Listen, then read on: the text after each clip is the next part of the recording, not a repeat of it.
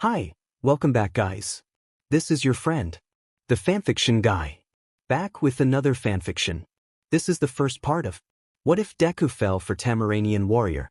Now before starting, please give this video a like and subscribe to the channel if you want more videos like this. Now let's get into the fanfic. Heroes, like those in comic books, are often seen as guardian angels who save lives and the world. It's a dream shared by every child to become a hero, to save the day, and to bask in the spotlight. The Yagi family appeared to be the perfect family from the outside, but internally, it was a different story. Toshinori Yagi and Inko Yagi were the parents of Izuku and Izumi. Izumi had been friends with Katsuki Bakugou and the Todoroki twins since childhood. However, for Izuku, things were less friendly. Katsuki often taunted him, questioning whether he thought he could make it to UA and suggesting he would fail the exams like the weakling he was perceived to be. He would often explode Izuku's desk in frustration. Izuku remained silent, feeling the weight of the insults. Shion Todoroki added to the torment, calling him a pathetic weakling unfit to be a hero. Izuku couldn't help but think about the irony of her words. Izumi, his sister, warned him not to get into, her eyes filled with disdain. Katsuki then suggested a drastic measure, encouraging Izuku to jump off the roof and pray for a quirk in his next life, before unleashing an explosion that sent Izuku crashing into the wall. With a smirk, Katsuki left the classroom, followed by his friends. Izuku felt a surge of anger as he left the school, muttering to himself about his hatred for them. As he walked home, he heard a powerful explosion and turned to see Katsuki being captured by a sludge villain. Citizens around him cried out for help, wondering why the heroes weren't intervening. Katsuki made eye contact with Izuku, and in that moment, Izuku felt compelled to act. Just as he began to run toward Katsuki, a familiar voice boomed, announcing the arrival of All Might, who swiftly freed Katsuki with a powerful punch. Later, as Izuku made his way home, he paused when he heard voices nearby. Izumi was surprised to see All Might, who revealed himself to be Toshinori, their father. Izumi was in awe as Toshinori expressed his desire for her to inherit his quirk, one for all. However, he deemed Izuku unworthy, stating that he was quirkless and that it would be better not to waste such power. Hurt by his father's words, Izuku clenched his fists and ran away to a nearby beach littered with trash to vent his frustration. At home, Inko wondered about Izuku's whereabouts, while Toshinori admitted he hadn't seen him. Izuku, overwhelmed with emotion, cried out to the sky, wishing desperately to be a hero. As he looked up, he noticed something falling from the sky. He instinctively ran away from the meteor, which landed with a tremendous explosion. When he opened his eyes, he found a beautiful girl with red flaming hair and green eyes lying on top of him. She appeared exhausted and soon passed out in his arms. Concerned, Izuku examined her injuries and gently laid her down before calling for an ambulance, explaining the situation and urging them to hurry. When he turned back, the girl had vanished, leaving only a blood mark on the ground. Confused and worried, Izuku approached the crater, questioning whether she was a hero or a villain. To be continued. Later, Izuku decided to take a walk to clear his mind and stumbled upon a cat cafe. With the exams just 2 days away, he thought it would be a good place to relax. A waitress welcomed him and led him to a table. After settling in, he noticed that the cats were all gathered around someone. Curious, he approached and was shocked to see the girl from before among the cats. He couldn't believe she had recovered so quickly after being so gravely injured just weeks prior. However, she seemed more focused on the cats than on him. The waitress had been trying to call out to the girl for hours, but nothing seemed to work. It was clear that she cared deeply for someone. A mysterious figure exclaimed in frustration, but the kittens nearby tilted their heads in confusion, unable to understand her words. The waitress then turned to Izuku, informing him that his order was ready. Izuku expressed his desire to talk to the girl, and the waitress acknowledged him before leaving. He approached the girl, attempting to engage her in conversation, but she only responded with a series of playful sounds. Izuku was puzzled, wondering where she had come from and how she had escaped her injuries so easily. He asked if she had been attacked or if she had lost control of her quirk while flying at high speed. He inquired about the type of quirk she possessed, but she continued to respond with her playful sounds. Frustrated, Izuku shook her gently, only to be met with a sudden, powerful punch that sent him crashing into a nearby table. As he looked up, he saw the girl reaching out to help him. She apologized in a pleading tone, and while Izuku didn't understand her words, he recognized the sentiment. The girl introduced herself as Coriandar, but her friends called her YN. She explained that she was from Tamarnaen, a place where her kind could learn languages through the act of kissing. As they made their way to Class 1A, Izuku took a deep breath in front of the large door. YN offered him a confident smile, encouraging him as he opened the door. Inside, he noticed Katsuki arguing with another student. Trying to sneak away, he was called out by YN, who waved him over. He hurried to sit next to her, reminding her to keep her voice down to avoid drawing attention from Izumi and her friends. YN apologized softly, and just then, the door opened to reveal Aizawa, their teacher, who instructed everyone to sit down. As Aizawa detected the scent of candy, YN quickly hid her stash in her bag. However, Izumi decided to expose her, claiming she had seen YN eating candy earlier.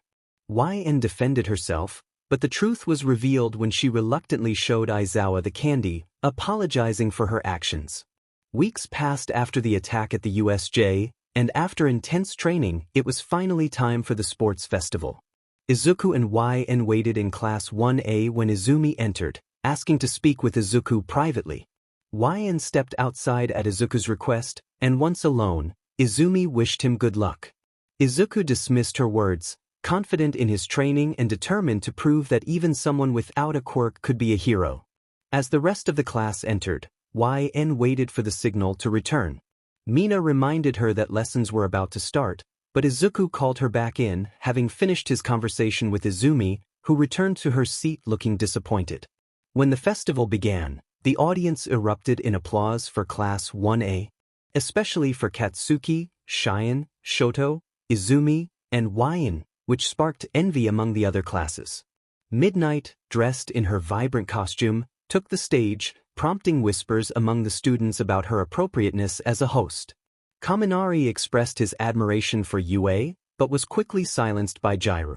YN, excited by Midnight's outfit, exclaimed in delight, drawing puzzled looks from her classmates. Present Mike then announced that YN had not only brought joy to the school but had also saved her classmates from villains. The crowd cheered loudly as she flew to the stage, microphone in hand. YN, feeling the pressure of the moment, took a deep breath and looked at Present Mike, who nodded in encouragement. She hesitated, realizing that giving a speech wasn't her style, and decided to think of something else as the audience awaited her words. After she finished and opened her eyes, everyone began cheering loudly for her. Izumi, Shion, and Ochako were shocked, while the boys looked at her with admiration, and Jiraiya was amazed by her skills. Jiraiya thought to herself that it was incredible. The Class 1A boys were filled with excitement, declaring they wanted to marry her.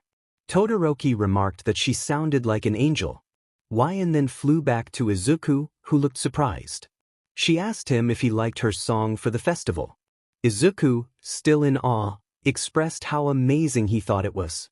Just as he was about to ask her something else, Midnight announced that she would spin the wheel to determine the first event. Midnight declared that the first event was an obstacle course. After announcing the rules, every student started heading toward the entrance. YN approached Izuku and asked if she could help him during the race. Izuku, feeling grateful for her support but wanting to prove himself, explained that he wanted to do it on his own this time. YN accepted his decision, albeit a bit disappointed. As Present Mike shouted for the race to begin, everyone rushed toward the gate, but they found themselves stuck as the Todoroki twins froze the ground. YN, however, was strong enough to break free from the ice and began running at super speed, leaving the twins behind. Present Mike exclaimed that YN was surpassing everyone with her incredible speed, but the question remained whether it would be enough against the UA robots. Izuku managed to free himself by hitting the ice with a rock and started running with all his might. YN reached the second obstacle, the Robo Infernos, where she blasted one in the face before flying away. The Todoroki twins used their ice quirks to freeze the other two robots. Izuku was running toward the second obstacle when Katsuki overtook him, and the other students began catching up. Unfortunately, Izuku tripped, allowing the others to pass him. He quickly got back up and continued running. Present Mike announced the standings, with Y North in first place, the Todoroki twins in second, and Katsuki in third, followed by Izumi Yagi. Izuku reached the third obstacle, and the fourth was a minefield, where many students were sent flying by hidden mines. Izuku analyzed the situation and came up with a plan. He grabbed a piece of metal from one of the destroyed robo-infernos and began digging out the mines. He leaped into the pile, propelling himself upward and landing in second place. As he sat up, he laughed, realizing he had surpassed his peers. Yan offered him her hand to help him up, and he accepted, feeling proud of his accomplishment. She complimented him on his performance, and he blushed slightly. Just then, Katsuki arrived, grabbing Izuku by the collar since he had finished in fourth place. Yan intervened, demanding Katsuki let Izuku go. Katsuki retorted that he was just teaching Izuku a lesson, raising his hand to threaten him. Yan applied pressure to Katsuki's wrist, causing him to wince in pain before she threw him to the ground and walked away. Katsuki, now nursing his hand, glared at Izuku, who warned him that he was lucky Yan was there, or he would have faced serious consequences. Izuku then followed Yan, leaving Katsuki to simmer in frustration. In the midst of Yan and Izuku's conversation, Shoto approached them, asking if he could speak with Izuku privately. Yan pointed a blast in his direction, but he remained unfazed.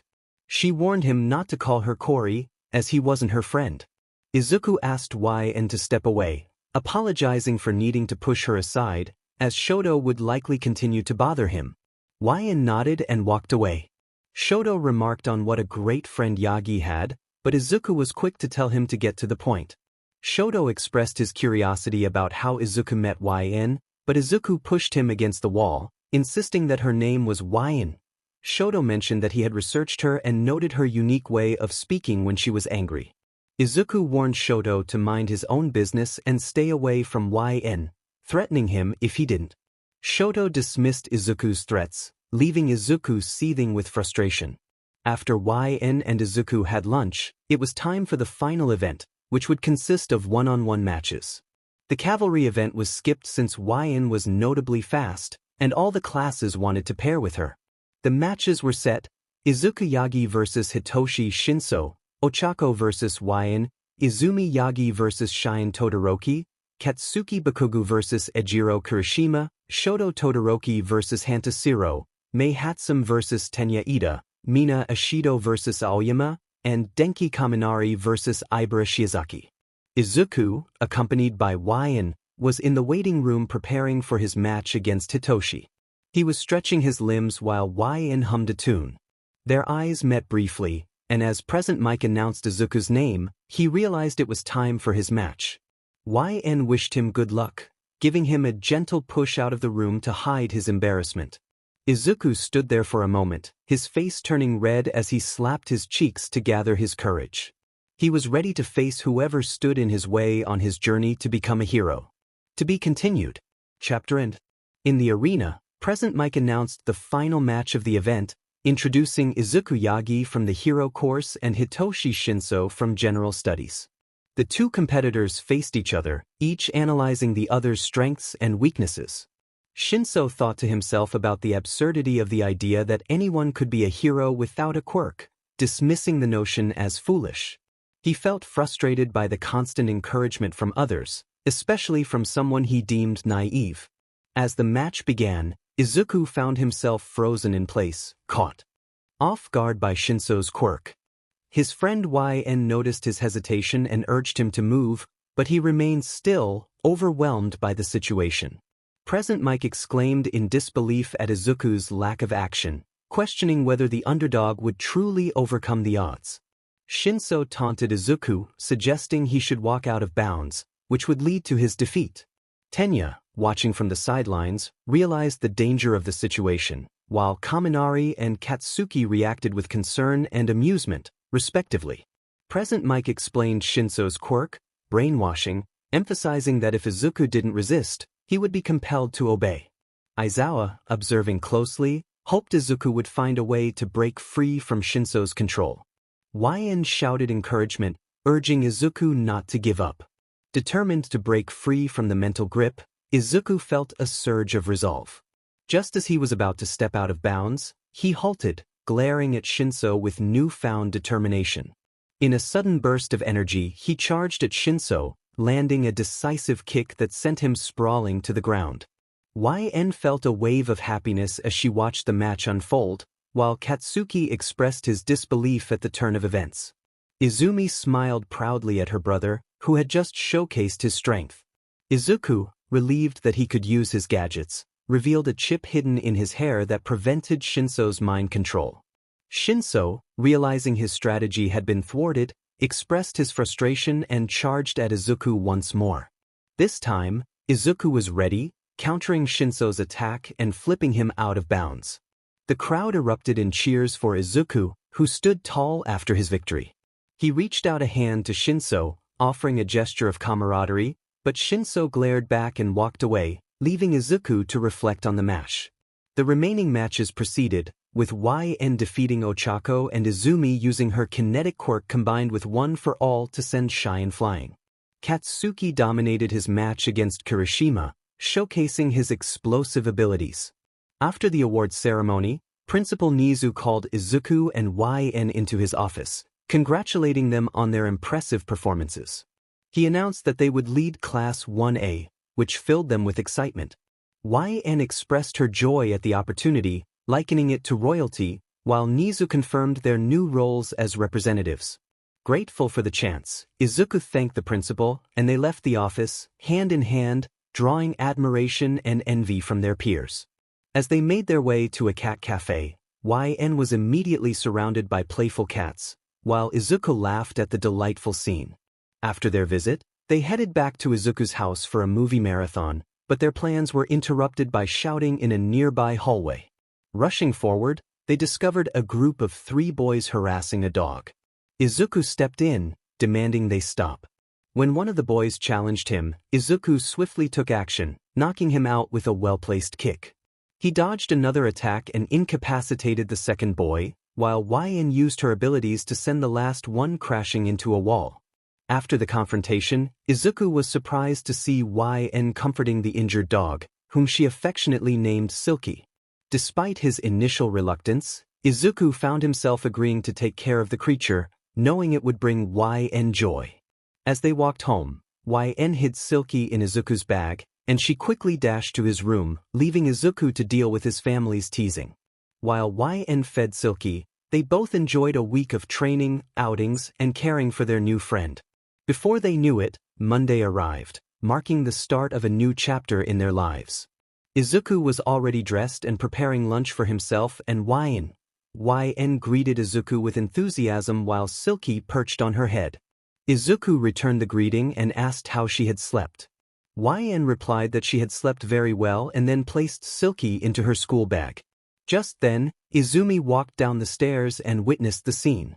With a frustrated click of her tongue, she rushed out of the house before Izuku and YN could say anything. Izuku checked the time and realized they were running late. He exclaimed that they needed to hurry or they would be late, grabbing everything and dashing out of the house, with YN following him by flying.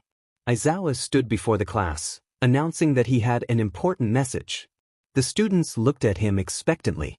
He informed them that due to their performance at the festival, Class 1A would be led by Izuku Yagi and YN Coriandar. As the door opened, Izuku and YN entered, drawing the attention of the boys in the class, who admired YN.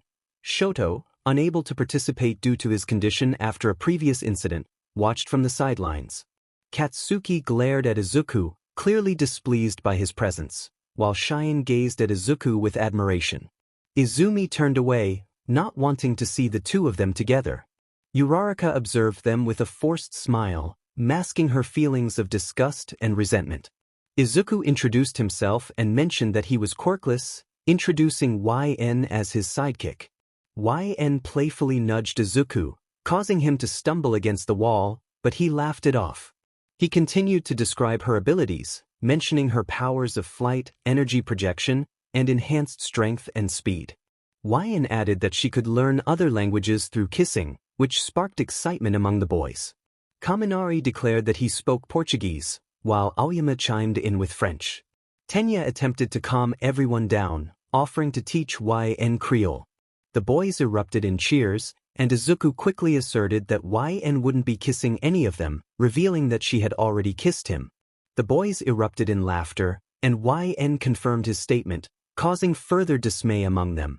Meanwhile, Shion's frustration manifested as her desk began to smolder slightly.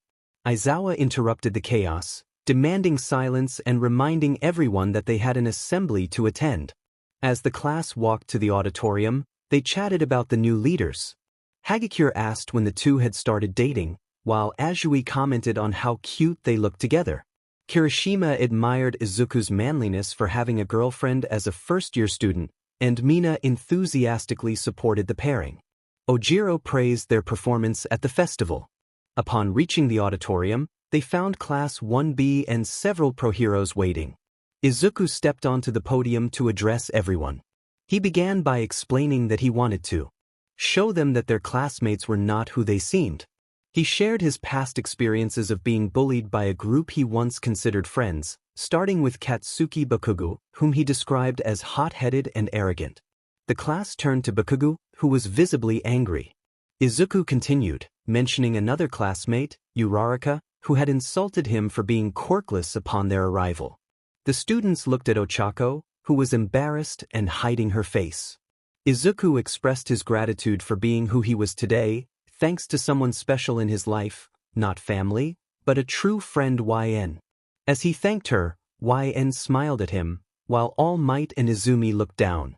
Shion, however, concealed her eyes with her hair, struggling to manage her anger and jealousy. To be continued. The week passed quickly, and the class had only 4 days to decide on their internships. Izuku chose to train under Aizawa, while YN opted for Midnight's training. Shoto and Shion decided to intern with Endeavor to learn how to control their fire and ice powers. Katsuki was assigned to Best Genus due to his behavior and his ranking as third on the hero list.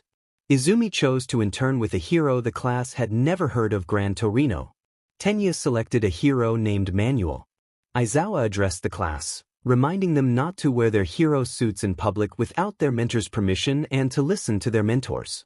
Afterward, everyone left the classroom to prepare for their internships. Izuku approached Tenya, expressing concern. He urged Tenya to talk to someone if he was considering doing something drastic. Tenya, however, brushed him off and walked away. YN then rushed to Izuku, hugging him tightly, causing a crack to echo from his back. Izuku, feeling the pressure, asked her to ease the embrace, and she quickly apologized. As Silky emerged from YN's school bag, chewing on a piece of paper, Izuku noted that she would need a new bag. He handed Silky to YN, who bid him farewell with a kiss on the cheek before flying away. On the first day of Izuku's internship, Aizawa had him practice new fighting techniques. The second day involved a grueling 24-hour run around the UA camp, after which Aizawa had to carry him home. On the third day, Aizawa finally had Izuku wear his hero suit. They prepared to patrol at night, knowing that Tenya was heading into danger against Stain. As they patrolled, chaos erupted. Aizawa instructed Izuku to move, and he leaped off the roof, landing on a truck. He quickly scanned the area and spotted Nomus running rampant in the city. Utilizing the stealth techniques he had learned, Izuku managed to avoid detection. However, he soon heard a commotion and peeked around a corner to see Stain looming over an injured Tenya, who lay helpless on the ground. Izuku moved from his hiding spot and threw one of his knives at Stain, but the villain deflected it with his katana. Stain taunted Izuku, recognizing him as the quirkless kid who had made it to the finals and fought against the League. Izuku took a fighting stance, determined to protect Tenya. He pleaded with Stain, arguing that killing Tenya would make him a coward, as he was just a child. Stain challenged Izuku to stop him, and the two clashed in a fierce battle. They exchanged blows, with Izuku managing to dodge and counter Stain's attacks. Tenya shouted for Izuku to leave, insisting that this was his fight. Izuku, caught off guard by Tenya's shout, was struck by Stain, sending him crashing against a wall. Just as Stain prepared to stab him, A burst of fire erupted nearby, forcing Stain to jump back. Shoto arrived, having been tasked with finding more none.His. Izuku urged him to take Tenya and leave, but Shoto refused to abandon him. As the battle continued, Izuku dodged another kick from Stain and retaliated with a kick of his own. Shoto unleashed flames at Stain, who narrowly avoided the attack. Izuku then threw a flash grenade, temporarily blinding Stain, allowing Shoto to create an ice wall that knocked Stain out cold. After the fight, Izuku rushed to Tenya's side, while Shoto helped the injured hero. Izuku called Aizawa to report their success in taking down Stain. Suddenly, a new none appeared, grabbing Izuku and lifting him into the air. In a panic, Aizawa yelled for Endeavor to intervene. Endeavor, focused on the none, prepared to attack. Just then, Stain broke free and confronted the none, defeating it and releasing Izuku. Stain locked eyes with Izuku before collapsing. As Izuku gasped for breath, he too lost consciousness. Aizawa called for a medic, urgently checking on Izuku. Later, Izuku blinked awake, feeling a weight on him. He recognized YN, who was sleeping on top of him. After poking her gently, she stirred and exclaimed his name, causing him to wince in pain from the sudden noise.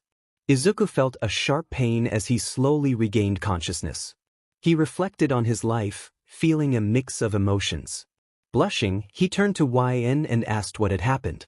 YN explained that the none monster had tried to take him away, but the hero killer Stain had intervened and saved him. Izuku was surprised to hear that Stain had helped him, but then he noticed YN's eyes welling up with tears. Concerned, Izuku asked what was wrong. YN expressed her fear that he might be taken away from her, revealing that he was the only person she could rely on. She confided that she couldn't bear the thought of losing him like she had lost others in her life. Izuku reassured her that he was not going anywhere and that he would always be there for her, as she was his only trusted friend. He embraced YN, offering her comfort. After a medical examination, the doctor informed Izuku that he was healed, but he would experience some headaches and would need to take medication and use a wheelchair for a while. As they left the room, Izuku felt embarrassed, covering his face.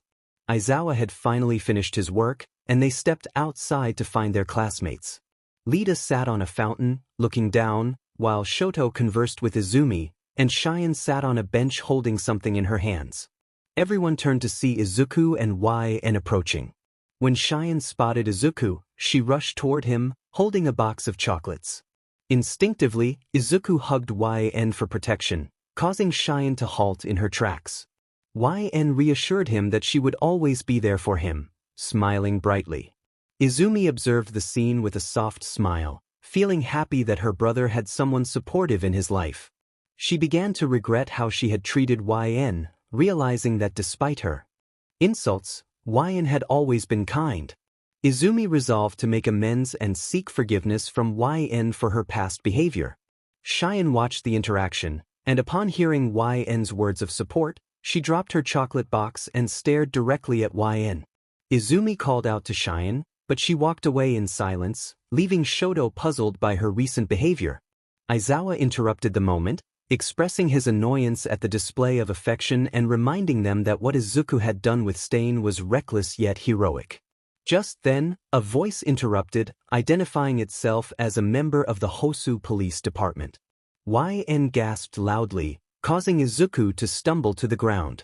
Izuku and Izumi were taken aback by the scene unfolding before them, while Todoroki dropped his ice cream in surprise. Tenya expressed his disapproval, stating that the situation was disrespectful. Aizawa warned YN Coriandar to stop her antics, or she would face detention on the very first day off from school. YN, confused, wondered if detention was a weapon or a type of food. Izuku urged YN to stop petting the police officer, while Izumi helped him to his feet. Izumi questioned why he didn't have a wheelchair, to which Izuku pointed at YN, claiming she was his wheelchair.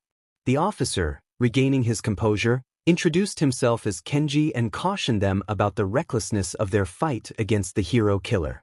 He explained that using their quirks without a license could lead to charges of vigilantism, referencing Endeavor's past actions that endangered civilians. Izumi whispered her agreement, apologizing to Shoto for the situation. Shoto expressed his remorse for his father's behavior, and Kenji informed them that, due to evidence showing they had acted to protect civilians, they would not face consequences this time. Lita inquired if the takedown credit would go to Izuku and Shoto, to which Kenji confirmed. Shoto felt relieved as long as the credit didn't go to his father. Aizawa thanked Kenji, and YN excitedly announced that she had cookies to share, prompting Kenji to stay for a while, intrigued by the offer. Everyone happily grabbed a cookie, except for Shoto, who was lost in thought about his twin sister, Shion, and worried for her well-being. As the weekend passed, Izuku and YN spent their time resting and relaxing after Izuku's release from the hospital.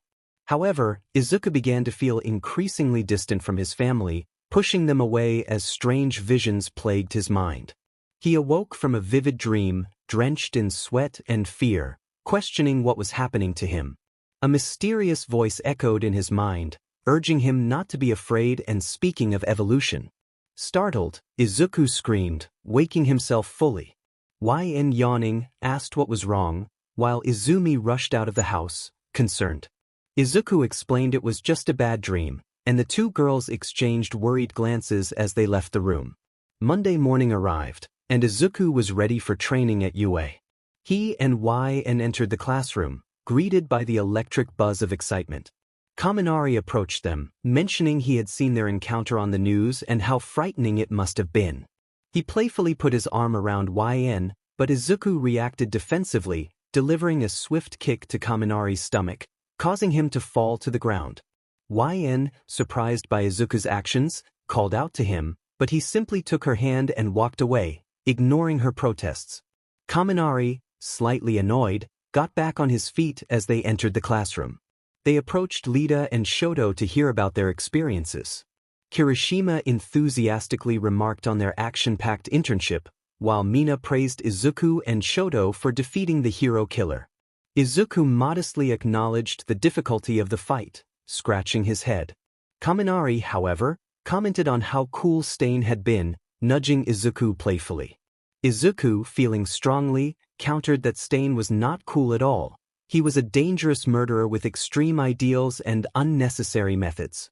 He aimed to eliminate every hero he deemed fake, embodying a twisted sense of morality. The class listened in shock at Izuku's passionate defense of heroism. Kaminari whispered a derogatory remark, but Izuku glared at him, fists clenched. Aizawa then stepped in, affirming Izuku's point about Stain's lack of heroism.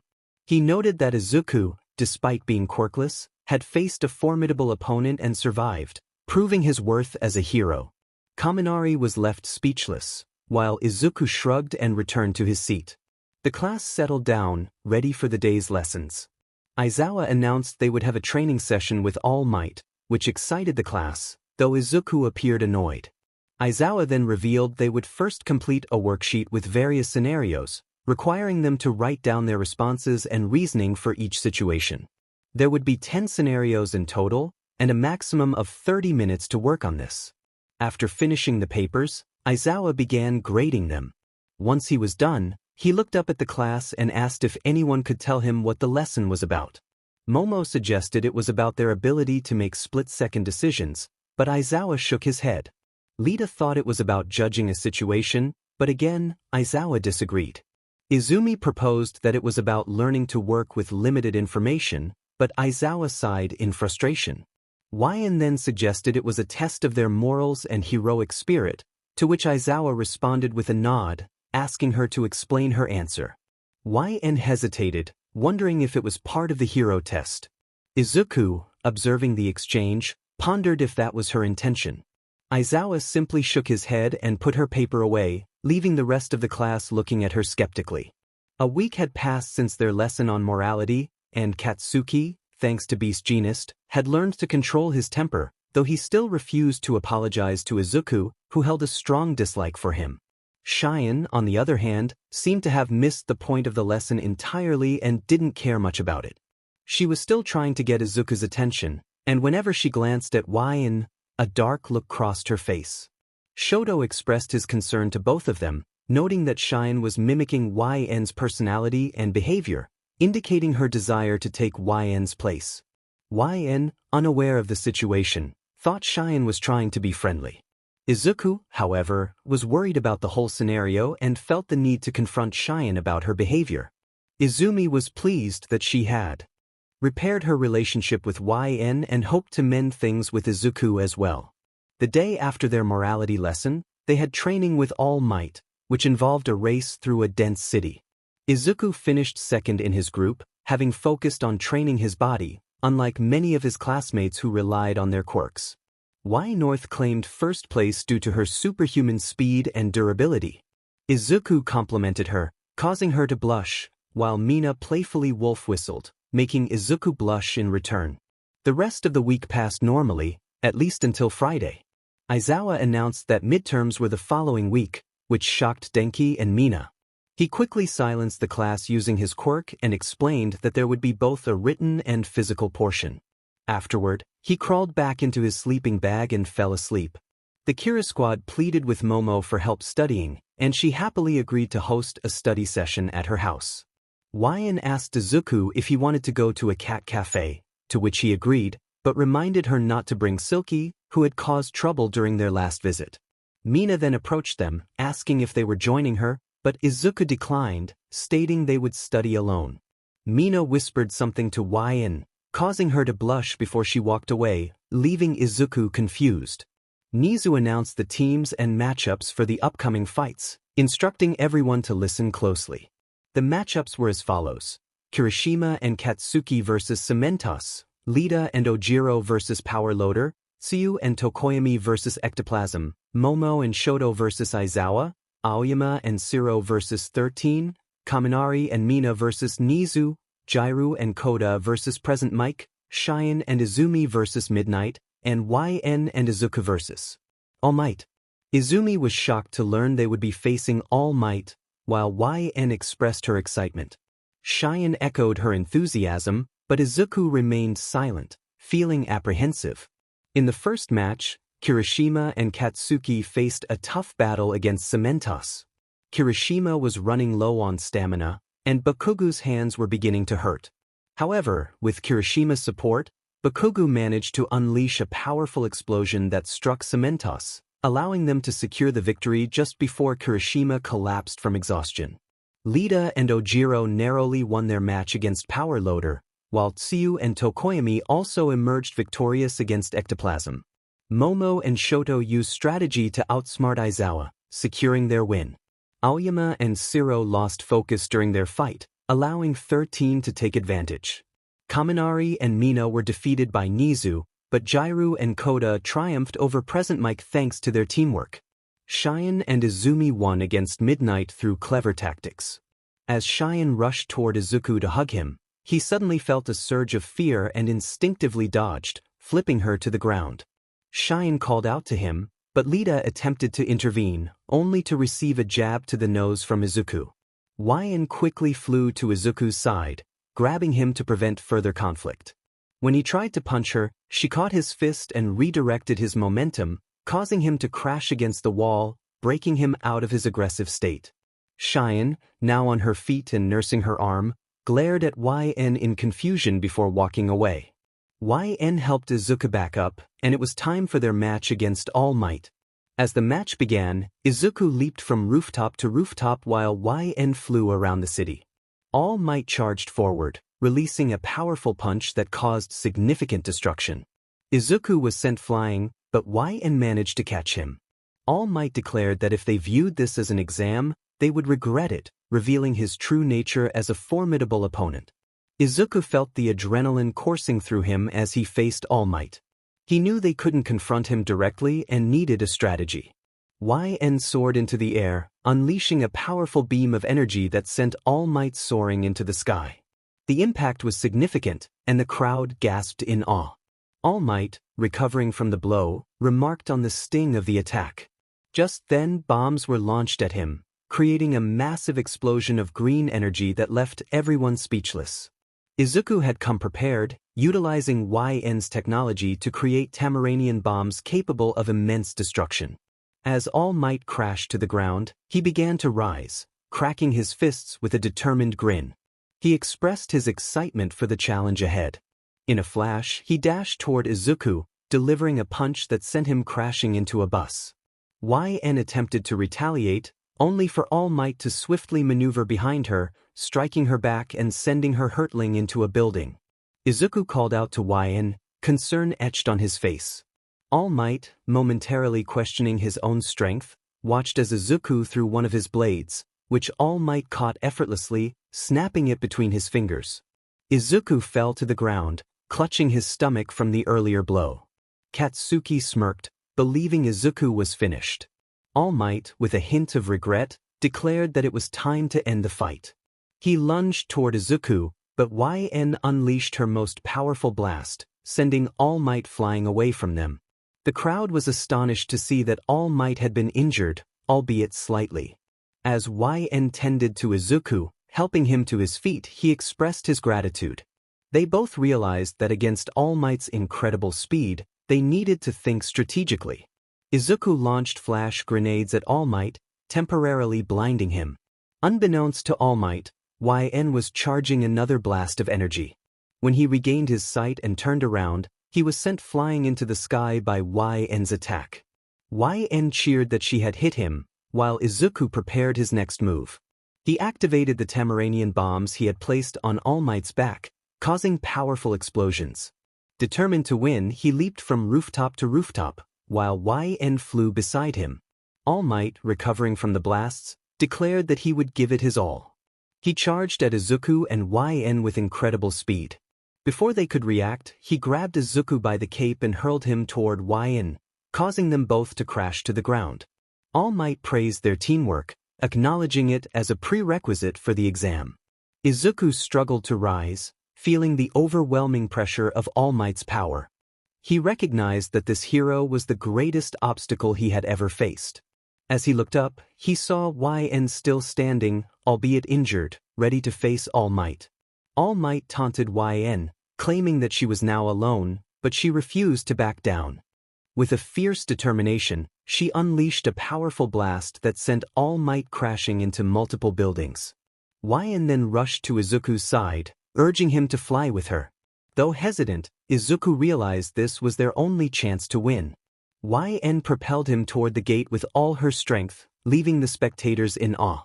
All Might, determined not to let them escape, unleashed one of his signature attacks to close the distance. However, YN intervened, blasting All Might away from Izuku just in time. As Izuku crashed to the ground, he witnessed something extraordinary. YN's hair ignited in flames, and she declared that their true strength emerged when pushed to their limits. The crowd was bewildered by her fiery transformation. Izuku realized that this meant she had unlocked a new level of power. As All Might attempted to attack YN, she countered with a beam of energy that sent him flying. Izuku limped toward the gate, knowing that YN had the upper hand now. She bombarded All Might with energy blasts, pushing him further into the sky. All Might, recognizing YN's strength, removed the limitations on his own power. He unleashed his Texas Smash to counter her blasts, but YN increased her energy, creating an explosion that rivaled even the mightiest of attacks. Izuku finally reached the gate just as YN fell to the ground, exhausted. All Might managed to catch her before she hit the roof, acknowledging her bravery and the bond she had formed with Izuku. He gently laid her down, but the toll of the battle was too much, and All Might collapsed from the exertion. Team Yagi and Coriandar had successfully passed their challenge. The story would continue from here. Afterward, Izuku confronted YN, questioning her motivations. She explained that she wanted to bond with their classmates and prepare for the upcoming trip. Following the midterms, Aizawa announced that everyone who passed would be going on a field trip to summer camp. The class decided to go to the mall for a bonding activity, which eventually led to them being surrounded by strangers in a crowded mall. One of their classmates was out of sight since they had split into smaller groups to shop earlier. As two of them walked, they heard a rumbling sound. YN looked down at her bag to see Silky, who was the cause of the noise. YN realized that Silky needed to use the restroom and quickly announced that she would be back. Izuku, feeling a bit frustrated, wished she had taken him with her to avoid the crowd. As he made his way toward a bench in front of a fountain, he felt someone slide their arm around his shoulder. Shigaraki greeted Izuku, expressing a desire to talk. He placed his fingers on Izuku's neck, guiding him to the bench. As they sat down, Izuku quickly pulled out a knife he had hidden in his pocket and pointed it at Shigaraki's neck, warning him to try something and face dire consequences. Shigaraki questioned the difference between himself and Stain, noting that both had attacked in Hosu and injured pro-heroes, yet Stain received all the attention while he was ignored.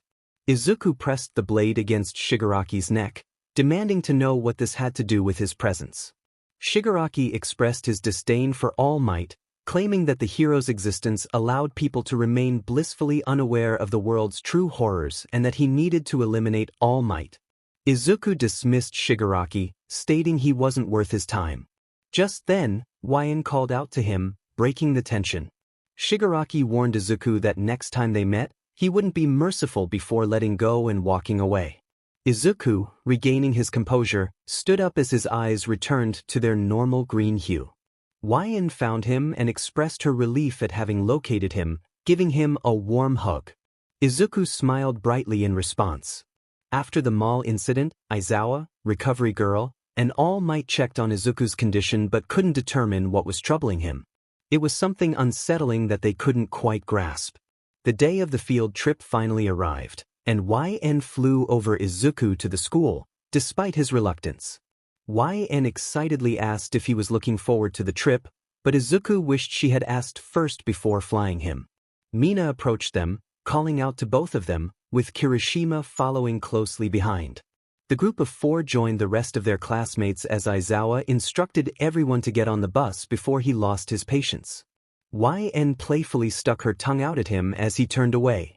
On the bus, Tsuyu asked Izuku how he became one of Nizu's top students. He attributed his success to someone who motivated him not to give up, glancing at Yn, who was chatting with Mina and the other girls.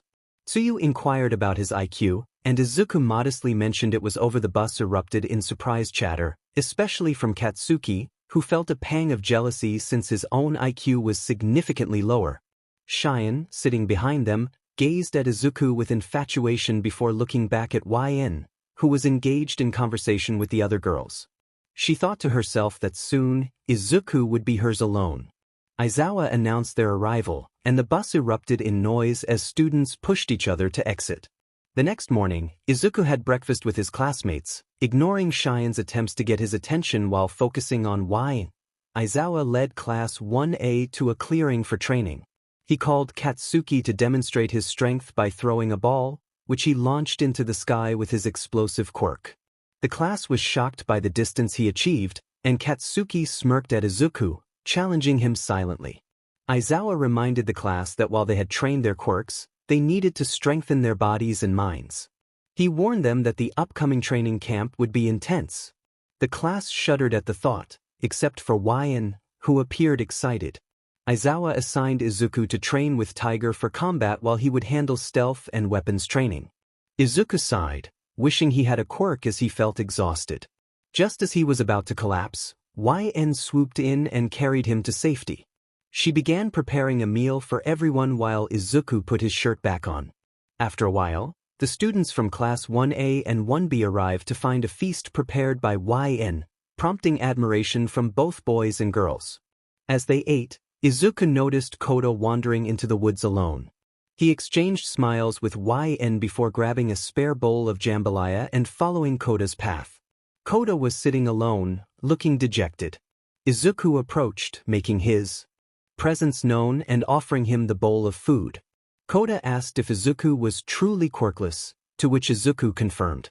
He shared that while his parents hadn't died, they had abandoned him, neglecting him for his sister. He encouraged Koda to remember that his parents would always live in his heart. After Izuku left, Koda began to eat the food, surprised by how good it was. Once he finished, he stood up, only to be confronted by a menacing figure. Muscular loomed over him, threatening to drain the life from his eyes. Just as the villain was about to strike, Izuku stepped out from the shadows, calling out Muscular's name and revealing him as an SS-rank villain known for his past crimes. Izuku recognized the kid that Shigaraki had mentioned. He was the one who liked the girl they were supposed to capture. Izuku urged Kota to close his eyes and ears and to run away without stopping for any reason. Kota complied and dashed off. Muscular laughed menacingly, questioning why Izuku didn't want Kota to witness his demise. In response, Izuku revealed a hidden gun from his pocket and quickly shot Muscular in the legs, causing the large man to collapse to his knees. Muscular screamed in pain, but Izuku felt a pang of regret for having to resort to such measures in front of Kota. His eyes glowed bright red as he aimed for Muscular's head, firing a paralyzing shot that knocked the villain unconscious. Izuku reflected that while evil couldn't be cured, it could certainly be stopped. With his eyes returning to normal, he fled the area. Izuku called out for Aizawa, who was relieved to see him unharmed. Izuku inquired about Kota's safety, and Aizawa confirmed he was all right. Izuku shared his concern about a villain's plan to kidnap someone, likely Izumi, and expressed his urgency to find the others. Ignoring Aizawa's call to wait, Izuku sprinted into the forest. As he leaped from tree to tree, he spotted Mandalady and Tiger engaged in battle with two villains. Just as one villain, wielding a large magnet, was about to strike Mandalady, Izuku dropped flash grenades on him, blinding the foe. Seizing the opportunity, Mandalady kicked the lizard-like villain away. She was surprised to see Izuku and questioned his presence.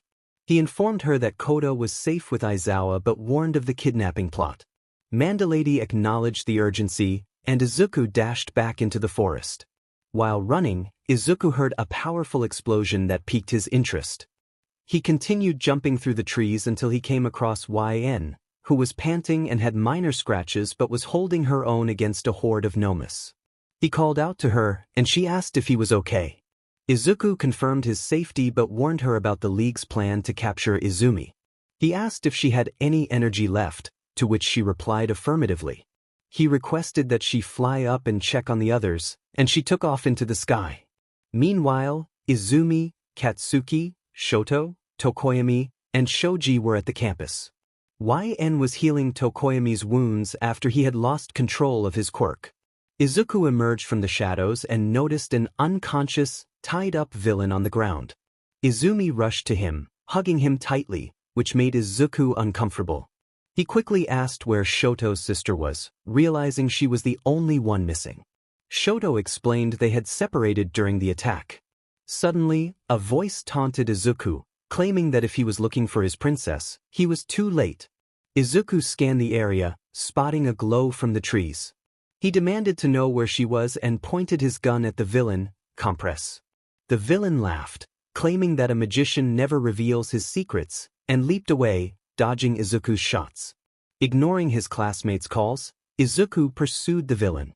After a grueling chase, the group reached a clearing where they encountered a group of villains.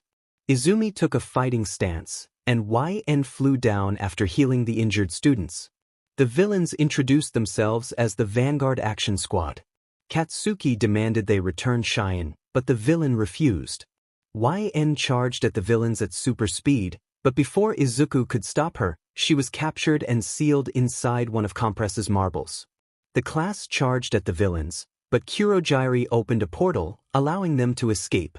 Izuku was left shouting in frustration. YN found herself in an unfamiliar place, disoriented and surrounded by green smoke. She called out for Izuku but received no response, feeling increasingly isolated. Tamura held the green marble containing YN, pleased with his success. He complimented Shion for her work, while she silently contemplated her feelings of resentment and loss. She had never wanted things to turn out this way, but now she felt a twisted sense of satisfaction in having taken something precious away from him. I was going to fix that. I called the League of Villains and informed them of our location. Then I let myself be captured, knowing how heroic you are. You were going to step in and save me. You foolish person, you fell right into my trap, and now you have no way out. Izuku crossed his arms, surveying the bar filled with villains. He asked where they were, his eyes turning a menacing red, causing Spinner to back away nervously. Spinner stammered that the League had probably finished with them, suggesting they might be dead by now. Izuku laughed darkly, questioning how someone like YN could die so easily. He expressed his frustration, warning Spinner that if YN weren't so sweet, he would have been in serious trouble. Upset, he demanded answers and kicked the bar in anger, startling the villains. Toga, with a gleeful tone, remarked on Izuku's anger and mentioned how cute the girl with red hair and green eyes was, comparing her to a puppy. Izuku, annoyed by her presence, decided to continue the matter the next day, in his own way, and walked out. Aizawa felt more down than usual, burdened by the fact that 2 of his students had been taken. It was his responsibility to protect them, but he hadn't anticipated so many villains at the camp. Midnight was devastated, worried about her beloved YN being kidnapped. She couldn't bear to imagine what the villains would do to her and vowed to show them her wrath if they dared to harm her. Nizu was angry and determined to get Shion and YN back. During a staff meeting, all the heroes could see how devastated and furious All Might was that his students had been taken. Nizu got straight to the point, explaining that thanks to one of their students, they had managed to put a tracker on one of the nomis that attacked the camp. They had 2 possible locations and would form 3 groups, one led by Nizu, another by Aizawa to handle the press, and the third group to search for the girls. Midnight slammed her hand on the table, declaring she wouldn't let the villains touch her baby. The pro-heroes exchanged glances, surprised by her fierce protectiveness. As long as the 2 girls were safe, they would stick to the plan. Shion was alone, holding the green marble where YN was locked inside. She thought about how to make YN suffer more, feeling satisfied that staying hidden would keep her safe from the heroes. As she searched for a place to hide the marble, she suddenly felt her legs tied up and found herself hanging upside down. She shouted in frustration, trying to use her quirk, but nothing happened. An unknown figure grabbed the green marble and looked at it. The figure announced they were rescuing her, and the villains heard Shion's screams, rushing toward the bar. Just then, the heroes crashed in, engaging in a fierce battle with the villains. Shigaraki called for Kurogiri, but before he could react, Gran Torino kicked him in the face.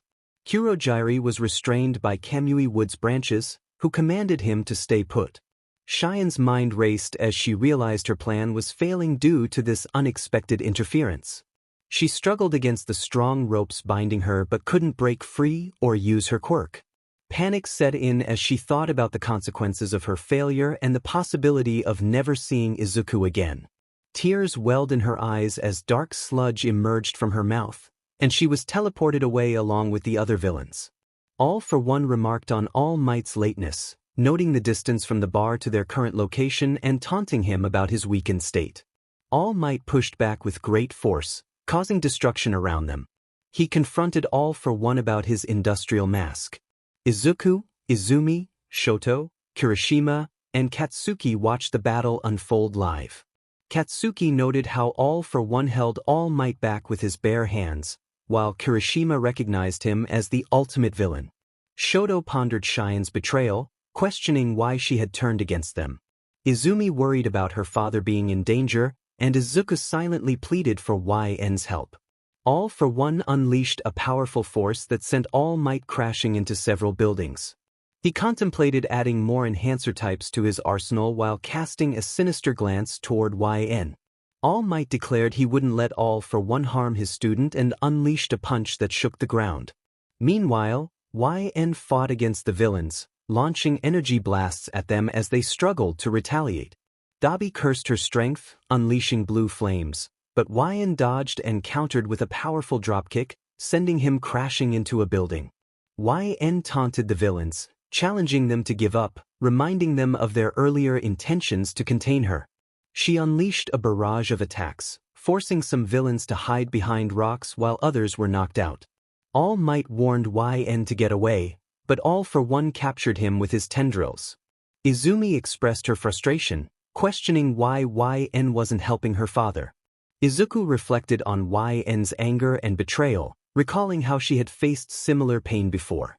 He worried that her desire for revenge would lead her down a dark path and begged her not to cross the line. Toga gleefully called out to YN, finding her anger adorable. YN caught the knife thrown at her by Shion and melted it effortlessly. Shion, frustrated, shouted for YN to just die already. In a fit of rage, she unleashed her ice and fire quirk, But instead of being intimidated, YN's hair ignited in flames. She remarked on the unfairness of facing 6 opponents alone, deeming it pathetic.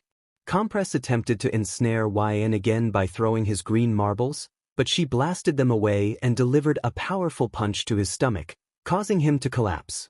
All for One then hurled All Might against a building and turned his attention to YN, marveling at the immense power radiating from her. He expressed his desire to obtain her quirk, but before he could reach her, All Might intervened with a Texas Smash, pushing All for One away just as YN prepared to unleash her fury on a terrified Shion. Gran Torino then grabbed YN by the shoulder, urging her to reconsider her path. Gran Torino acknowledged YN's anger and betrayal towards Todoroki but reminded her that she was a hero, not a villain. He emphasized that while Shion needed to face consequences for her actions, YN should not lose herself in the process. YN, reflecting on her mentor's words about being a force for good, nodded at Gran Torino and headed toward the battle between All Might and All for One. Gran Torino swiftly knocked Shion out, clearing the way.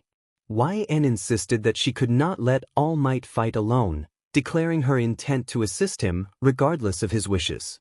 All Might, recognizing her determination, felt a sense of nostalgia as it reminded him of someone from his past. All for One began clapping mockingly at the duo, calling them precious. All Might warned All for One to enjoy his laughter while he could, as they were determined to defeat him.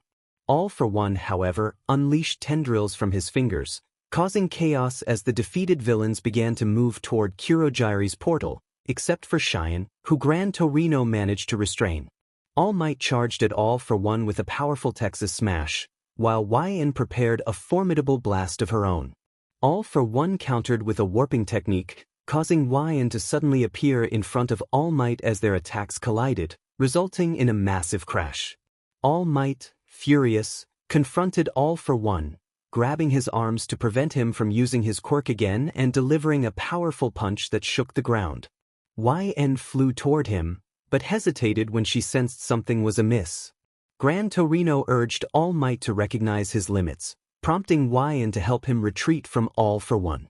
As All for One rose, his mask shattered, he taunted them, recalling how the hero was faltering while her student defended him. YN, undeterred, approached All for One, but All Might shouted for her to stop and not engage him. In the midst of the chaos, a voice echoed about the need for a symbol of hope.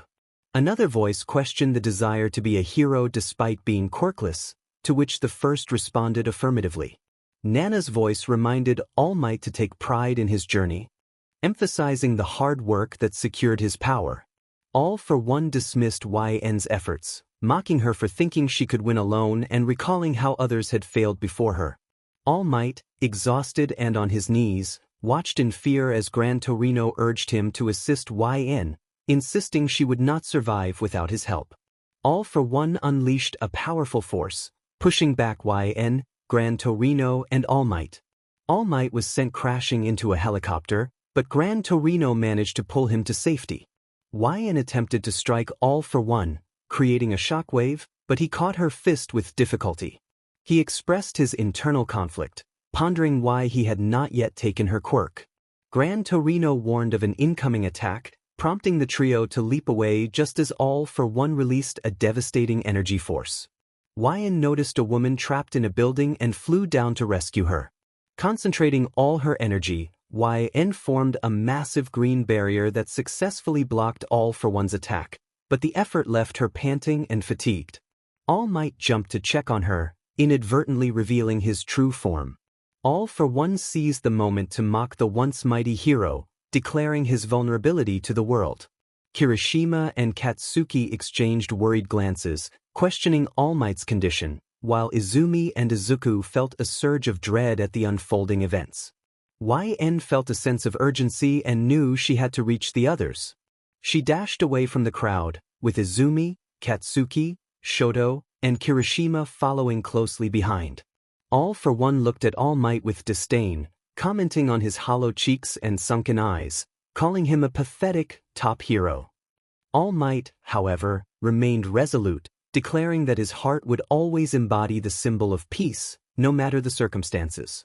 All for One then revealed a shocking truth. Tamura Shigaraki was the grandson of Nana Shimura. All Might's expression changed as he processed this revelation, while YN watched him with concern. Nana's voice echoed in All Might's mind, urging him to smile and show strength, for those who smile are the strongest in this world. All Might was momentarily lost in thought, reflecting on the connection to his mentor. Meanwhile, a civilian called out for help, and Gran Torino expressed his frustration at All Might's state, noticing All for One's mocking laughter.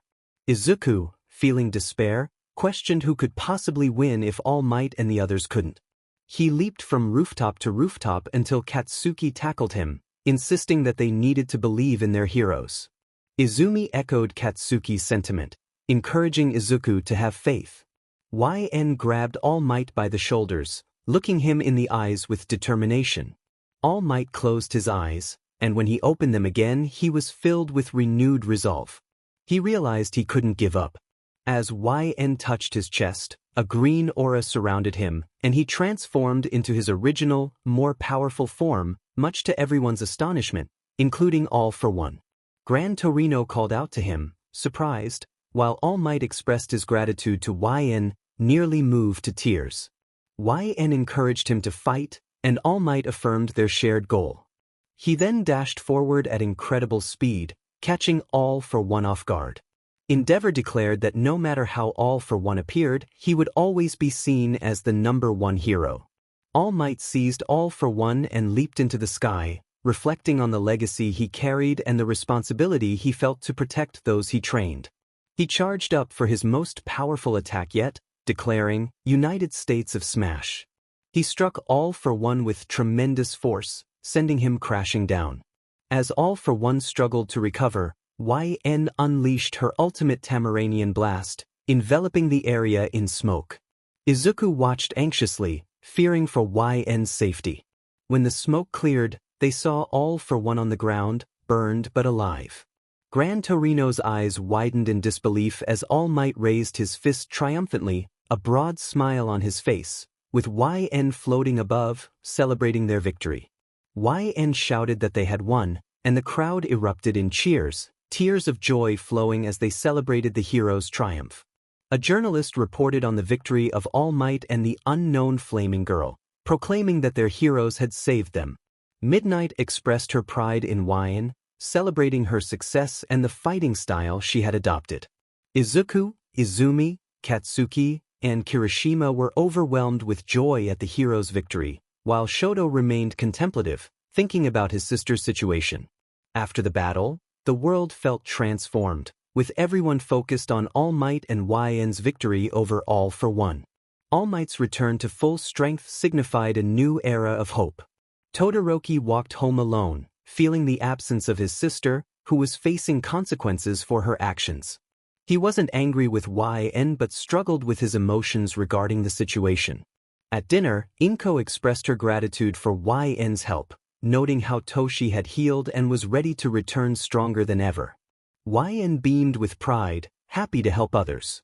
Izumi felt a twinge of jealousy over YN's popularity but pushed it aside, grateful for her contributions. Izuku smiled at YN but felt overly protective after the recent events. As everything seemed calm, Izuku sensed that something was still amiss. The next day, YN found herself in Nizu's office alongside All Might, Vlad King, and Aizawa, ready to discuss the future. Coriandar had saved countless lives over the past few months. All Might acknowledged this, expressing his gratitude for the help he received as well. YN felt a rush of embarrassment, blushing at the praise. Vlad King congratulated YN with an encouraging pat on the back, to which YN modestly replied that it was nothing. Unbeknownst to them, Aizawa briefly smiled with pride before returning to his usual neutral demeanor. Nizu, the principal, spoke with sincerity, expressing how grateful everyone was to have a strong-hearted hero and student like YN. He then suggested that YN could leave. With a swift motion, YN flew out the window of the office, heading to the cat cafe with Izuku. Nizu continued, addressing All Might with a serious tone. He mentioned that, given recent events, there were many who believed All Might should no longer continue as a teacher at UA. Some felt that the troubles began with his arrival, fearing for the safety of the students and questioning whether he could protect them. Nizu acknowledged the delicate situation but believed he had a plan to restore public faith in the remaining heroes. He emphasized the need to train with renewed focus and diligence, relying on All Might and the others to help reassure the students' families. As the chapter came to a close, a mysterious voice echoed in the darkness, speaking of a door opened by Yagi, a glimmer of light that had never been felt before. The voice spoke of a world that had rejected and discriminated against them, vowing to tear it apart and claiming to be the ultimate version of Yagi. Suddenly, Izuku woke up to the sound of his phone ringing, groaning at the recurrence of these dreams and holding his head in pain. After being attacked by the League of Villains twice in one school year, UA had decided to bring its students to live on campus for their safety. The dorms were a 5-minute walk from the main school, and although the transition was strange at first, the young heroes quickly settled into their new home and resumed their coursework with the goal of becoming heroes. Aizawa reminded the class that their main focus for the summer was to obtain provisional hero licenses. Class 1A responded enthusiastically. Meanwhile, YN enjoyed some candies while Izuku fidgeted with his pocket knife. Aizawa emphasized the importance of the hero license, explaining that it came with the responsibility of protecting lives. He noted that the exam was quite challenging, with only 50% of students passing each year. Mineta expressed disbelief at the difficulty of obtaining a provisional license. Aizawa informed them that they would be concentrating on creating something new to prepare for the exam. At that moment, Cementos, Midnight, and Ectoplasm entered the room. Aizawa explained that they would need to develop 2 ultimate moves, unique actions that reflected their identities and could not be easily replicated. Class 1A reacted with excitement, realizing the significance of this task. Cementos encouraged them to lean into their strengths, while Aizawa instructed them to change into their costumes and meet in Gym Gamma. Midnight, in her playful manner, began suggesting a new hairstyle for YN, but Aizawa quickly interrupted her. Midnight then leaned in to whisper that she had a present. The students began training their quirks and improving their abilities, though Izuku felt a sense of dejection as he struggled with the fact that he did not possess a quirk like his classmates. This did not go unnoticed by the teachers. Izuku was on his way to the development studio to get an upgrade for his costume, hoping to keep up with his classmates. YN spotted him and flew over, excited to see him. Izuku paused, captivated by her new suit, a gift from Midnight. Izuku's heart raced as he admired her, but he soon fainted from the overwhelming moment. YN rushed to check on him, concerned. After the incident, Izuku approached Mei to request updates for his suit, feeling it was time to take his training to new heights. As the days went by, the training for ultimate moves intensified. Shoto was honing his fire and ice quirk, while Shiro practiced with his tape quirk. Kirishima asked YN to keep blasting him with her power, ensuring she only used a fraction to avoid serious injury. Azui was deep in meditation, and Denki was busy asking out the girls in his class, including Mei. Jiro focused on her earphone jack, while Mineta worked on his own unique training. Tenya was sprinting at super speed, and Izumi was learning to control her kinetic force combined with One for All. Tokoyami had mastered his dark shadow, transforming it into armor that enhanced his strength and speed. Bakugou was perfecting his quirk, concentrating his energy into a powerful blast, which he proudly called an armor-piercing shot. Suddenly, something incredibly fast sliced through Cementos's bricks.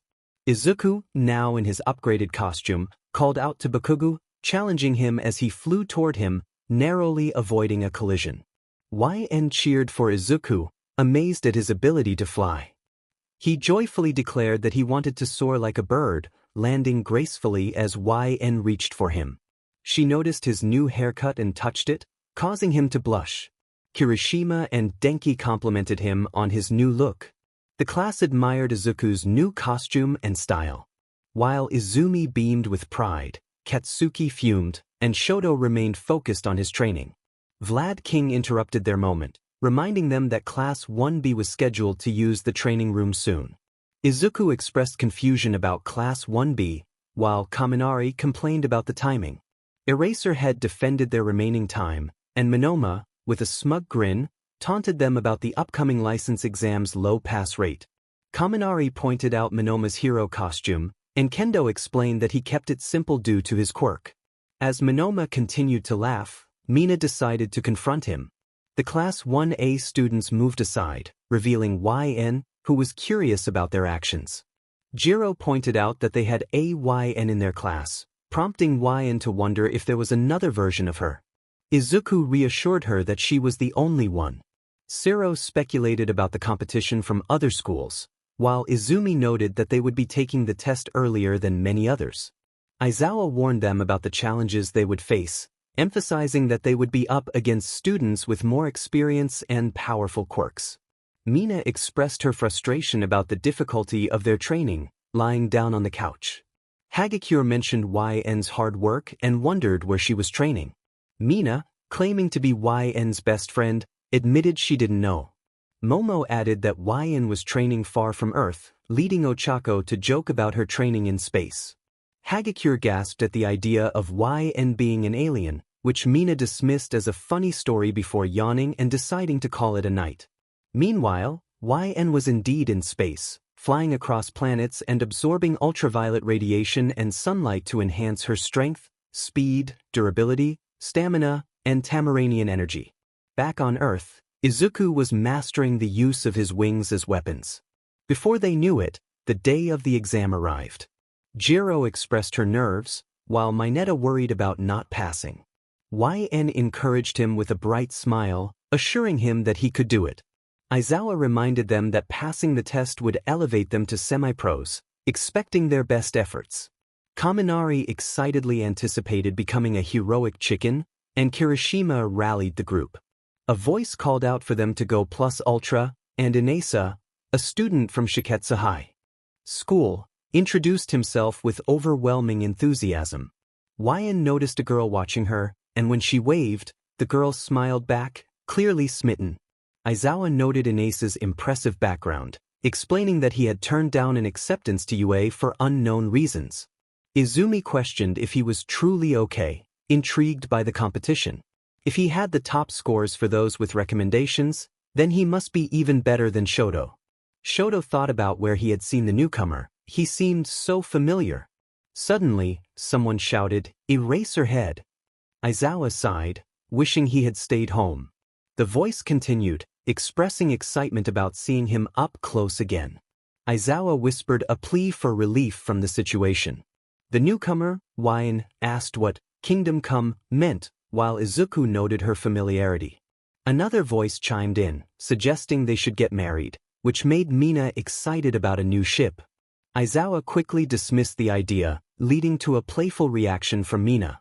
The newcomer laughed heartily, and Aizawa remarked on her impossible nature. Izuku explained that the newcomer was Miss Joke, the smile hero, whose quirk outburst caused those around her to laugh uncontrollably, affecting their ability to think and move. Miss Joke playfully suggested that being married to her would ensure a future filled with laughter, to which Aizawa responded that it sounded worse than a nightmare. Azui noted the closeness between Aizawa and Miss Joke, who reminisced about their time as young heroes. Aizawa denied any special bond, while Miss Joke teased him about being her favorite person to annoy. She then announced their location, drawing attention to Class 1A. Shindo, a second year from Katsubutsu Academy, recognized his cousins, Izumi and Izuku, and rushed to hug them. He expressed surprise at how much time had passed and inquired about their experiences at UA. Izumi and Izuku exchanged embarrassed glances, while Shindo complimented Izuku on his haircut and encouraged them to pursue their dreams of becoming pro heroes. As Shindo approached Katsuki, he stopped hugging his cousins and confronted him. Katsuki warned him to back off, and Shindo, with a determined glint in his eye, declared his intention to prove he was better than Katsuki. The tension escalated, prompting Kirishima to intervene and suggest they take it inside. Shindo sheepishly agreed. Taname asked YN for her autograph, admiring her performance at the sports festival. YN, confused, asked what an autograph was, while Mineta attempted to flirt but was swiftly kicked away by Mina. Aizawa then ordered everyone to get their costumes and head to orientation, prompting a chorus of "Yes, sir" from the students. It was time to show what UA was truly made of against the other classes.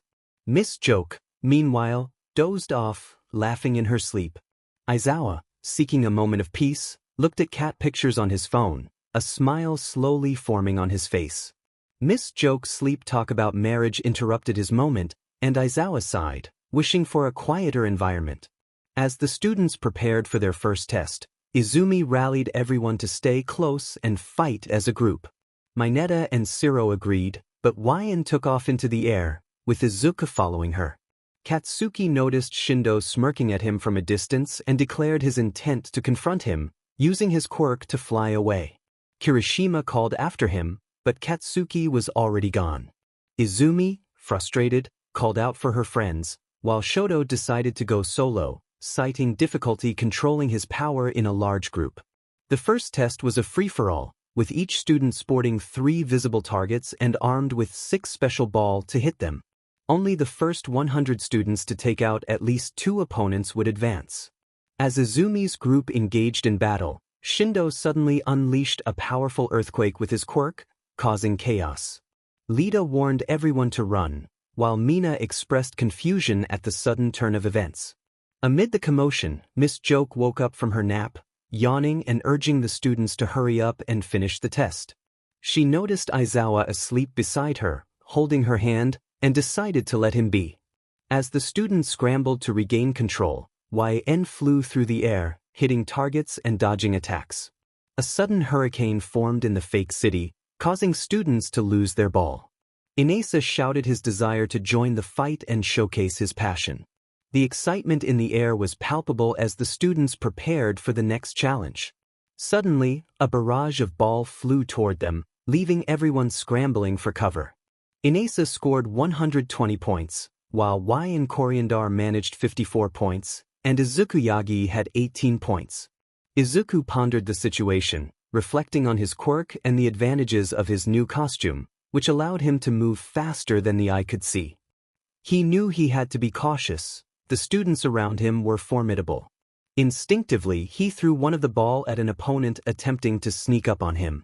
Kami acknowledged his quick thinking, complimenting his speed and intelligence.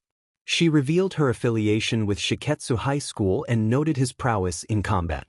Izuku, recognizing her skills, took a defensive stance as she threw a ball at him, which he narrowly avoided. Determined not to be caught off guard, Izuku scanned his surroundings, realizing Kami had vanished. He focused, his eyes turning a striking red as he sensed her presence. As she emerged from the shadows, aiming to tag him, Izuku swiftly countered, flipping her to the ground. Kami was impressed by his ability to see through her technique and questioned his motivations for wanting to become a hero. Izuku hesitated, his resolve wavering as he grappled with her probing words. Seizing the moment, Kami struck him in the stomach, causing him to double over in pain. She then slashed his cheek, leaving marks as she prepared for another attack. Before she could strike again, a powerful blast sent both of them flying. YN caught Izuku mid-fall, glaring at Kami, who managed to land gracefully on another building, seemingly unscathed. Kami teased YN about her feelings for Izuku, stirring a mix of emotions. Suddenly, a speaker announced that time was up, prompting the students to return to the auditorium. As they regrouped, Izuku, YN, Momo, and Jiraiya shared a meal that YN had prepared. After the hero license exam, Class 1A celebrated their third-place finish and prepared to return to UA to continue their journey toward becoming professional heroes and meeting new allies. Aizawa addressed the class, noting the absence of Coriandar for unknown reasons. He glanced at Izuku skeptically, who looked away. YN had informed Izuku that she would be away for a time to handle personal matters. Aizawa continued, explaining the work studies and introducing the Big Three, the top students at UA. The class buzzed with excitement, recognizing their esteemed peers. As Amajiki, one of the Big Three, faced the class, he struggled to speak, overwhelmed by anxiety. His mind was consumed with thoughts of potatoes, rendering him speechless. Nijire Hato, another member of the Big Three, encouraged Amajiki to find his confidence while playfully engaging with the first years. She recognized Todoroki and asked about his burn, while also teasing Mineta about his hair. The atmosphere was charged with anticipation as the students prepared for the challenges ahead, eager to learn from the best and grow into the heroes they aspired to be. Mineta was confused and frustrated, expressing his bewilderment. Meanwhile, Nijire playfully teased Azui, calling her a tree frog rather than a toad. Tsuyu simply responded with a soft croak. Nijiro, filled with excitement, declared that he wanted to learn more about everyone and suggested they have an amazing party. Kaminari thought she was adorably airheaded, while Mina whispered that she reminded her of YN, hoping she wouldn't be like Shion. Kirishima imagined a scenario where Izuku was the one captured this time, prompting Izuku to shout out in surprise. Momo believed YN and this new girl would get along well. Mineta, in his usual over-the-top manner, exclaimed that she wanted to know everything about him, offering to share his secrets. Shiro urged him to calm down, but Aizawa was growing impatient, wanting the big three to get to the point. Mirio, ever cheerful, reassured Aizawa that he would refocus the audience. He then dramatically announced that the future was going to be awful, which left the class puzzled. Mirio realized he had failed to deliver his message effectively. Katsuki questioned Mirio's seriousness, while Izumi compared him to one of those eccentric characters, like her dad.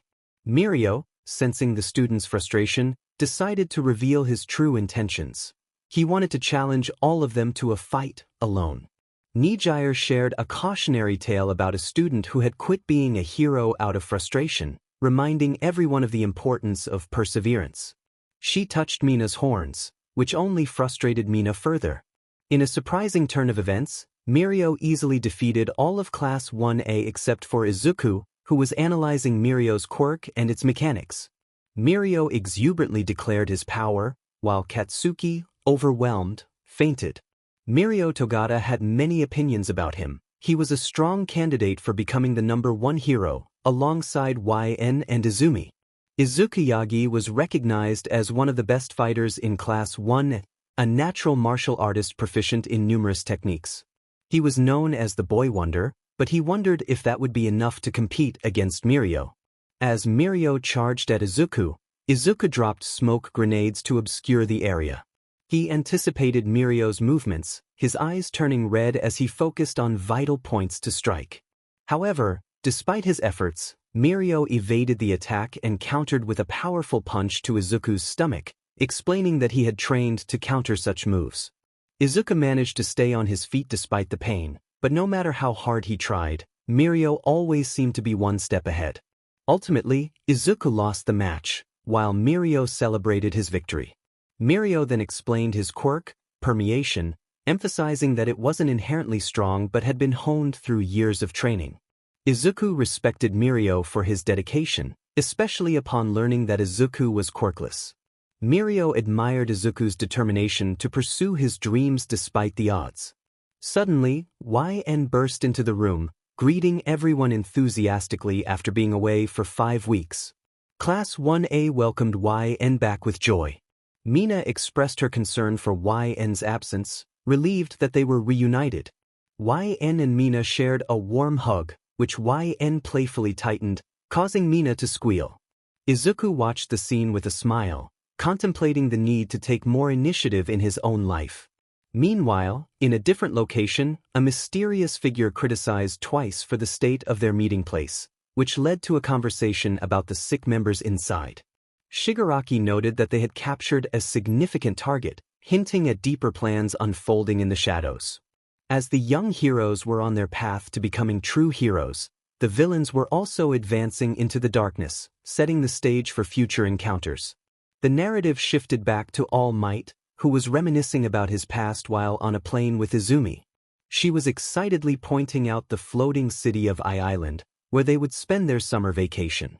All Might was pleased to see her enthusiasm and reassured her that Izuku would be joining them along with young Coriandar. As the plane prepared for descent, All Might shared a light-hearted laugh, eager for their adventure to begin. It was time for Izuku to change into his hero costume. He felt a surge of excitement as he prepared for the day ahead. In a world where about 80% of the population possessed extraordinary abilities, chaos often reigned. Heroes emerged as symbols of hope, inspiring many to look up to them. Izuku Yagi, however, was born without any special power. He was quirkless. This reality almost led him to abandon his dream of becoming a hero. Everything changed when he met Kori, the most wonderful person he had ever encountered. With newfound confidence and relentless training, he enrolled in the prestigious UA High School, determined to chase his dreams. He learned to overcome obstacles and save others, all while wearing a proud smile, aspiring to become one of the world's greatest heroes. As Izuku and All Might strolled through the beautiful city of Island, the atmosphere buzzed with excitement. All Might marveled at the crowd gathered before the expo's official opening, while Izuku expressed his awe at the stunning surroundings, noting that the pictures he had seen did not do it justice. All Might explained that unlike in Japan, people were free to use their quirks on the island, and the pavilions were filled with attractions and demonstrations that they should explore later. Izuku eagerly agreed. As they continued their walk, All Might mentioned that their hotel should be nearby. Suddenly, a girl recognized him, and soon a crowd gathered, clamoring for his attention and snapping pictures. All Might, overwhelmed, called out for Izuku's help, but she playfully dashed off toward the attractions, leaving him to navigate the throng alone.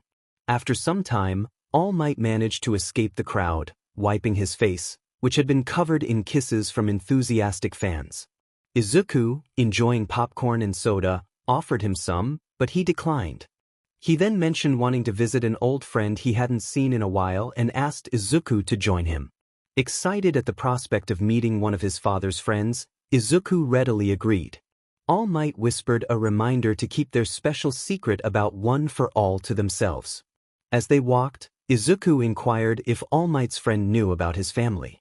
All Might chuckled, admitting he hadn't kept in touch as much as he should have. Izuku teased him about his age, and All Might insisted he wasn't that old, despite Izuku calling him Grandpa. Just then a girl appeared, calling out to All Might. She jumped into his arms, and he embraced her warmly. All Might greeted Melissa, expressing his joy at seeing her again. She excitedly remarked on how long it had been since they last met. All Might lifted her playfully, causing her to giggle, while Izuku watched with curiosity. After setting Melissa down, All Might introduced her to Izuku, explaining that she was the daughter of his friend Dave. Melissa extended her hand for a handshake, and Izuku introduced himself as All Might's daughter, the two sharing a friendly greeting. Meanwhile, Class 1A was returning to their hotel after a fun day, preparing to change into their formal costumes for the expo. Izuku was searching for YN, who had wandered off, and he had lost contact with her. On a high building of Island, YN and Melissa were deep in conversation. Melissa asked if YN was from Tamarnaen, to which YN corrected her pronunciation. They shared a moment of connection, realizing they were both survivors of doomed worlds. Melissa smiled brightly, suggesting that made them elite, but YN felt a desire for something deeper than just friendly conversation. YN proposed that they let their powers do the talking, hinting at the potential for a more meaningful connection. And prove who the elite was, she took her fighting stance as starbolts began to emerge from her hands. Melissa, with a confident grin, acknowledged the challenge, expressing that she had grown accustomed to her powers as she cracked her knuckles. The two girls locked eyes before they soared into the sky, ready to clash. Melissa declared that YN would be sent sky high, while YN responded with a playful challenge to soak up some sun. Meanwhile, Bakugou lounged on his hotel bed, expressing his disinterest in attending a party filled with speeches from older individuals. Kirishima, however, pointed out the gourmet food they could enjoy. Bakugou lamented his lack of fancy clothes, but Kirishima had come prepared, revealing 2 formal dresses. Bakugou reacted with disbelief, exclaiming that it was ridiculous. Suddenly, a loud crash echoed outside the hotel, prompting Class 1A to investigate. When the smoke cleared, they found YN and Melissa injured, with YN helping Melissa to her feet. Melissa remarked on YN's strength, suggesting they could make a good pair, while YN smiled and respected Melissa's warrior skills. The class surveyed the destruction caused by their clash, and Izuku face-bombed in frustration, wishing they would stop seeking out fights that led to chaos. He noted that Melissa seemed peculiar, As the girls basked in their display of power, Midnight, who had been watching over the students, approached them with a dark aura surrounding her. YN looked confused, while Melissa sensed the impending danger, causing the class to feel apprehensive about the girls' fate. Midnight raised her hands and began to pinch the two of them, declaring that they were coming with her as she dragged them back to the hotel. In another location, a group was preparing for infiltration. They had found 5 guards, but they were restrained. The leader instructed them to keep the guards bound but not to harm them, and to start working on the security system, signaling that the fun was about to begin. Back at the expo, Class 1A was dressed to impress, eagerly awaiting the arrival of others. Izuku questioned where everyone was, while Tenya expressed frustration over the lack of punctuality. Just then, Izumi emerged, apologizing for her tardiness as it took her longer to get ready. Kaminari and Mineta cheered in excitement, while Shoto blushed at the sight of the girls, who were now adorned in beautiful dresses.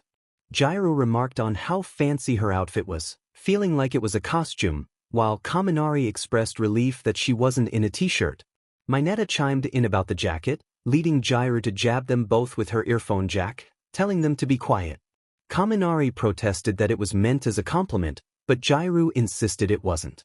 Shoto began complimenting Izumi, causing her to blush, while Izuku rolled his eyes at the scene. Suddenly, Kaminari and Mineta found themselves entranced, leaving everyone puzzled. When they turned to see what had captivated them, Class 1A collectively gasped in awe. However, Izuku's attention was solely on YN, who looked absolutely amazing. YN was excitedly petting a creature nearby when she expressed her delight in wearing Earthling formal attire. She mentioned that Midnight had insisted they needed to look their best. Izuku, feeling a rush of warmth, admired YN's appearance, stammering about how amazing she looked. Mineta announced the arrival of the queens, while Kaminari exclaimed that the beauty around him was overwhelming. Jiro remarked that the tickets had been a mistake. The announcer welcomed everyone to the iExpo opening night reception, hoping to get All Might, the #1 hero visiting from Japan, to say a few words. The crowd applauded for All Might, who seemed surprised by the sudden attention. He inquired about Diana, only to learn from David that she was back at Paradise Island. All Might accepted this news with a sense of acceptance, stating that time had passed and it was time to move on. Meanwhile, Tenya expressed concern that neither of their friends was answering their phones, suspecting they were avoiding the party. YN was attempting to eat food with her hands when Midnight gently scolded her for being rude and encouraged her to wait for others. YN, feeling hungry, pouted in response. Bakugou questioned Kirishima's confidence in their direction, to which Kirishima admitted he was relying on instinct since he had left his phone behind. Bakugou couldn't help but feel frustrated with his friend's lack of certainty. All Might began his speech, expressing gratitude for the invitation, but suddenly, the lights turned red, signaling a serious issue at Island. A group of masked henchmen emerged from the shadows, brandishing weapons and instilling fear among the civilians. The leader announced that they had taken control of the security system and warned everyone to behave, as their hostages included all the heroes present.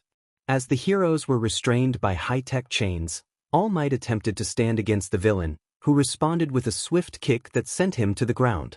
The villain then turned to David, demanding his compliance. Meanwhile, Melissa and YN utilized their heat vision to melt through the high-tech walls, leading the others as they sensed the heartbeats of both civilians and heroes. The villain assured everyone that if they remained quiet, no one would be harmed, promising to release them when the time was right. A random hero questioned their motives but was swiftly silenced by one of the henchmen. Bane, one of the henchmen, targeted Sam, a researcher, and grabbed him roughly, prompting David to intervene. The villain threatened David, forcing him to comply. As David reluctantly followed the henchman, All Might struggled against his chains, knowing that any attempt to escape could endanger the innocents. He noticed Izuku observing from a balcony above, who then deployed smoke grenades, creating chaos among the henchmen. Izuku took advantage of the confusion, disarming and incapacitating them one by one. The others ensured the safety of the civilians and heroes while YN and Melissa soared to the top of the tower. Bane threw David in front of the remaining henchmen, demanding he unlock the vault while warning the others to stay alert. David, feeling the pressure, agreed to comply. Melissa worked diligently in one of the tower's chambers, fixing the system, while YN prepared herself after having dealt with several villains on the way. Izuku continued deeper into the tower, eventually finding himself in a combat arena. He scanned the area until he spotted a panel and rushed toward it. Bane suddenly appeared, mocking him for being lost. Izuku confidently stated he was exactly where he wanted to be, taking a fighting stance as his eyes glowed red and he drew his sword from a tiny capsule. Bane, unimpressed, cracked his neck and approached Izuku, ready for a confrontation. Kirishima and Katsuki were now fighting some villains. After discovering what had happened, they joined the others on the battlefield. One henchman expressed frustration, questioning why they couldn't locate their targets. Another henchman reported that someone was interfering with the island systems, making it impossible to track down their opponents. Meanwhile, Izuku was engaged in battle with Bane, who displayed immense strength and resilience against Izuku's sword attacks, sustaining only minor cuts. Izuku realized that this opponent was serious. Bane taunted Izuku, revealing that he knew who he was. Izuku felt a moment of shock but quickly refocused as Bane charged at him. He narrowly dodged Bane's grasp, but the villain managed to slam him to the ground. Bane relished the moment, expressing his anticipation for this confrontation. He grabbed Izuku and spun him around before throwing him against the wall. As Bane approached, he picked up Izuku's sword and mocked him for not putting up a better fight. Izuku seized the opportunity to drop a flash grenade, temporarily blinding Bane and causing him to release his grip. Izuku grabbed a nearby pipe and struck Bane in the arm, forcing him to drop the sword.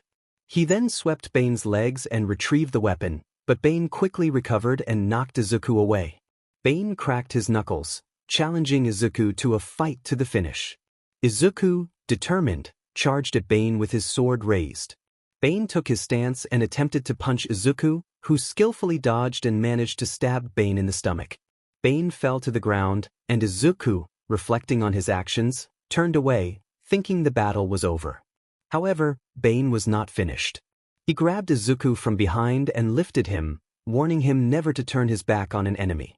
Bane threw Izuku against the wall and advanced toward him, who looked down in defeat. Bane acknowledged Izuku's efforts, stating that he would be remembered as a good hero. Izuku, still clutching his sword, stood up and vowed to fulfill his dream of becoming a hero and saving everyone, despite the blood trickling down his face. Bane dismissed Izuku's resolve, charging at him and pinning him against the wall, causing him to drop his sword. Bane choked Izuku, asserting that the strong survive while the weak perish. As Izuku began to lose consciousness, he scanned his surroundings for a way to defeat Bane. His eyes landed on the tubes connected to Bane, filled with a mysterious green liquid. He realized that this was the source of Bane's unnatural strength, speed, and durability. Bane asked for any last words, and Izuku responded with a warning not to underestimate an opponent. He then dug his fingers into Bane's eyes, causing the villain to scream in pain and release him. Izuku swiftly jumped behind Bane and ripped the tubes from his body. Bane shouted in disbelief as Izuku executed a backflip away from him. Enraged, Bane charged at Izuku, but the ground began to shake, and the area trembled. Izuku recognized the security panel and sprinted toward it while Bane struggled to keep up. Eventually, Bane collapsed, drained of energy from the drags. Izuku hurried to fix the panel, but another tremor shook the area, causing debris to fall and dust to fill the air. Meanwhile, Kaminari and Tenya prepared for their own attack. Tenya used his quirk to spin Kaminari around before launching him into the air. Kaminari unleashed a powerful electrical attack, but it seemed ineffective. Izumi then joined in, combining her kinetic force with Kaminari's electricity, successfully destroying the robots that posed a threat. In a separate location, Wolfram was furious, demanding to know why they were losing communication with their allies. A henchman nervously reported that they had indeed lost contact, and Wolfram grew increasingly agitated, questioning the status of Bane. As the others reached the top of the tower, Melissa worked diligently to regain control of the system. She informed YN that everything was under control, and together they ascended higher into the tower, using their heat vision to navigate their way. A henchman warned them that they shouldn't have come there. "You chose the wrong place to play hero, kid," he thought as he swung at Katsuki, who skillfully dodged the attacks. Katsuki, filled with determination, unleashed a powerful blast that sent the villain flying. Meanwhile, some of the henchmen attempted to shoot at the others, but Midnight quickly used her quirk to put them to sleep. David was focused on his work, muttering to himself about unlocking the device. Sam, excited, confirmed that everything was perfect. David lamented the loss of his research but felt a sense of ownership over the device now. Melissa flew down with YN, catching David and Sam's attention. David was taken aback to see Melissa, while Sam questioned her presence. Melissa confronted them, realizing the truth behind their plans and expressing her hurt and anger. Her eyes began to glow red as she struggled to comprehend being used as a tool. David offered a weak apology, but Melissa was inconsolable, demanding to know how he could betray her trust. YN, trying to calm her, urged her to reconsider the path of violence. Melissa, feeling misunderstood, lashed out, but YN held her tightly, offering comfort as Melissa broke down in tears. David explained the dire situation, revealing that heroes were disappearing while villains grew stronger. He believed that the injection could empower heroes, making them nearly godlike protectors. He pleaded for the chance to deliver the injection to All Might, willing to face any consequences. Melissa and YN expressed their frustration, reminding David of the risks they took to save everyone. David was confused, thinking the villains were merely acting, but Wolfram revealed the truth, admitting that the real act was their deception. YN confronted Wolfram, who retaliated by sending a massive amount of metal crashing toward them, seemingly trapping the two girls. David rushed to lift the debris, only to see Sam handing over the project, revealing his true intentions. David felt shame as he realized the betrayal. Wolfram, having shot Sam, turned his attention to David, taunting him about his actions. He lifted David, threatening his future unless he complied with his demands to mass-produce the injection. Melissa and YN finally managed to free themselves from the metal, charging at Wolfram, who created a barrier to protect himself. He taunted them, but they were determined to fight back. Meanwhile, the other members of their team managed to free the system from the villain's control and contacted their allies for help. All Might was finally free and ready to join the battle. Melissa demanded Wolfram return her father, while he mocked her intentions. YN declared their purpose was to rescue Mr. Shield from Wolfram's cruelty. As they fought, Wolfram underestimated their resolve, but he was soon met with All Might's powerful entrance. All Might reassured David that everything would be okay, but their moment of relief was short-lived as Wolfram unleashed his true power, capturing David as a hostage. YN realized that Wolfram had taken the injection created by David. All Might, undeterred, launched a powerful attack, but Wolfram easily blocked it, showcasing his newfound strength. The battle intensified as Wolfram boasted about the power of the serum, revealing his plans to use it against the world's heroes.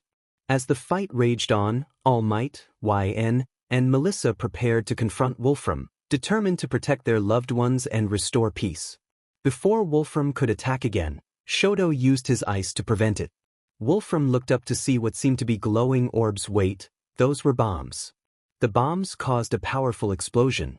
YN realized they were Tamarnaen bombs and called out for Izuku. Izuku managed to grab YN just in time as she flew down, feeling tired.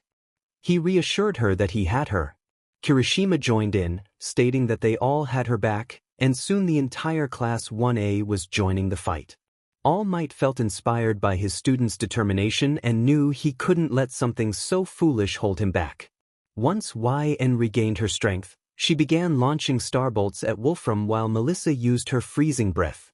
They were all giving their best against him. All Might unleashed a powerful attack, declaring his intent to take down the villain. However, Wolfram wrapped him in strong wires, taunting him. He raised his hand and began to apply pressure, causing All Might to struggle. Izumi rushed toward her father, but a sudden pain overwhelmed her, causing her to fall. Shoto quickly created an ice barrier and checked on her. Katsuki, frustrated, unleashed his blasts but soon fell as well from overexerting his quirk. All Might realized that Wolfram's new powers seemed to enhance his muscles, indicating he might possess multiple quirks. Wolfram revealed that he had received an intriguing call from All for One, who wanted to collaborate with him. All Might was shocked to learn that All for One was behind this. Wolfram taunted him, noticing his change in demeanor.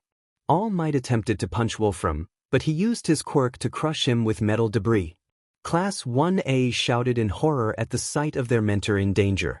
Melissa, refusing to stand by, flew at super speed and punched the cube, trapping All Might, freeing him and bringing him to safety.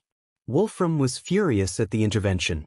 YN flew down to check on the injured All Might, then turned to face Wolfram, who glared at them. All Might, coughing blood, warned YN and Melissa not to engage, stating that their strength might not be enough to defeat Wolfram. YN responded that it was a hero's duty to save those in need, no matter the cost. The end. Hero name, All Might. As a young man, his collaboration with the genius scientist David Shield brought him worldwide recognition. His meteoric rise continued after he returned to Japan, where he became known as the #1 hero and symbol of peace. 4 months ago, All Might took a position as a teacher at UA High, aware that he was nearing the end of his time as a hero. He concluded his last battle with the help of YN and has since been assessing the next generation of UA students, hoping to find a successor among them. It is believed he has already selected one. Class 1A was buzzing with excitement over a newspaper feature about their class. Izawa informed them that the article would cover how they were adjusting to dorm life, a suggestion from Principal Nizu to reassure their parents and guardians. Mineta whispered about the attractiveness of news reporters, while Izawa reminded everyone to behave. Tanio Tokata, the reporter, entered, eager to learn more about the students. He encouraged them to act normally, assuring them that the camera would capture everything. YN enthusiastically declared her intention to cook breakfast, rushing into the kitchen. Meanwhile, Tanio snapped pictures of the students enjoying YN's food and interacting with each other. He noted the dynamics in the class, including Izuku sharpening his sword in the background. As Tanio analyzed potential candidates for All Might's successor, he considered Katsuki Bakugou's impressive abilities but recalled Bakugou's declaration to surpass All Might, making him a complicated choice. Shoto Todoroki, the runner-up at the sports festival, had his own challenges due to his father's reputation as the #2 hero, Endeavor. This left YN Coriandar as the most promising candidate, showcasing compassion, strength, charm, and an amazing persona. Later, YN returned from a visit to the pro-hero Midnight, who had checked on her well-being. She had stopped by a store where the assistant expressed admiration for her talent and offered her food and merchandise. Izuku, surprised by the abundance of gifts, realized where YN had acquired them. Izuku then called Izawa to discuss the work-study program, expressing his need for extra training to become a pro-hero. Izawa suggested that Izuku ask All Might for introductions to new people, but Izuku, frustrated, hung up, feeling disheartened by Izawa's lack of assistance. In a different setting, Overhaul and Twice entered a building, discussing the poor conditions inside. Shigaraki acknowledged the significance of their new acquaintance, Overhaul, who was the young head of the Shai Hasaikai, a Yakuza group. The villain speculated about Overhaul's reputation and the decline of the Yakuza in the face of rising heroes like All Might. Overhaul reflected on the past, dismissing the idea that he was merely a relic of a bygone era, hinting at his own ambitions and the legacy of the Dark Emperor, a figure feared even in rumors. The high school student underestimated the situation, believing he had already won. In the end, the formidable foe was cast into Tartarus, and the symbol of peace along with her student emerged victorious. This left those lurking in the shadows without a leader. The question arose, who would step up to take their place? Shigaraki, confident in his ambitions, declared himself the next leader. He was already gathering his forces, and their numbers continued to grow. With their combined power, he intended to bring hero society to its knees. Overhaul challenged Shigaraki, questioning whether he had a real plan. Shigaraki warned him to watch his tone, suggesting that he had come to join their ranks. Overhaul countered that a goal without a plan was merely a wish. He pointed out that Shigaraki had lost key players, including the hero killer Stain and others, implying that he lacked the skill to manage his league effectively. Overhaul asserted that he had a plan of his own and did not come to join them but to propose a partnership. Shigaraki dismissed Overhaul, ordering him to leave. In a sudden move, Magna attempted to attack Overhaul, but he effortlessly used his quirk to eliminate her, shocking the other villains with his destructive power. Overhaul expressed his disdain for the aftermath, trying to clean his jacket of the mess. Compress, eager to take action, leaped at Overhaul, but Shigaraki warned him to wait. Compress was soon struck by something small, rendering his quirk ineffective. Overhaul commanded him to stay away, using his quirk to incapacitate Compress, causing him to cry out in pain. Shigaraki lunged at Overhaul, but a member of the Yakuza jumped in front of him, sacrificing himself to protect his boss. Shigaraki realized that this was a strategic move, as more Yakuza members began to appear. Twice, bewildered, questioned their sudden presence, suspecting a tracking quirk. Overhaul suggested that fighting among themselves was unproductive and proposed a temporary truce, acknowledging that he owed Shigaraki's side a favor. He then walked away with his gang, leaving Twice furious and vowing revenge. Toga, eager for action, pleaded to be allowed to confront Overhaul, but Shigaraki firmly denied her request. Overhaul tossed a paper with the Shai Hasaikai symbol to Shigaraki, ensuring they would remain in contact. Shigaraki seethed with anger, vowing that Overhaul would pay for his actions. Meanwhile, Aizawa explained that the hero work studies were a more serious version of internships, involving helping pro-agencies with investigations. He noted that the faculty had agreed it was too soon for the students to participate and suggested they choose agencies with proven track records. Katsuki was frustrated, while Izumi chose Sir Night-Eye as her mentor. YN initially intended to select Midnight but ultimately decided on the number 5 hero, Mirko. Izumi greeted Night-Eye, attempting to maintain a cheerful demeanor, but he quickly challenged her attitude. He reminded her that he was aware of her past actions regarding her brother, Izuku. Izumi struggled to explain her childhood behavior, acknowledging their irrationality and the harm they had caused. Night-Eye sternly informed her that Izuku would never forgive her, emphasizing that she needed to take responsibility for her actions. He pointed out that YN had nothing to do with her issues and that blaming others would not help her situation.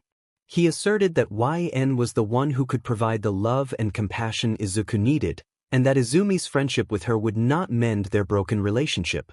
As Mirio entered the room, he noticed Izumi's sadness and Night-Eye's serious demeanor. Night-Eye made it clear that he did not approve of Izumi's aspirations, stating that she would never be All Might's successor. He declared that a new hero had risen, one stronger and more compassionate than Izumi could ever be, questioning what benefit she could bring to the world. How can you be useful to others? In order to be acknowledged, you must be able to answer me right now by showing me what you'll bring to the table through actions, not words. I won't go easy on you just because you are my niece, understand? Now, stamp the contract yourself. Izumi felt a mix of sadness, anger, and jealousy after what Night-Eye had said.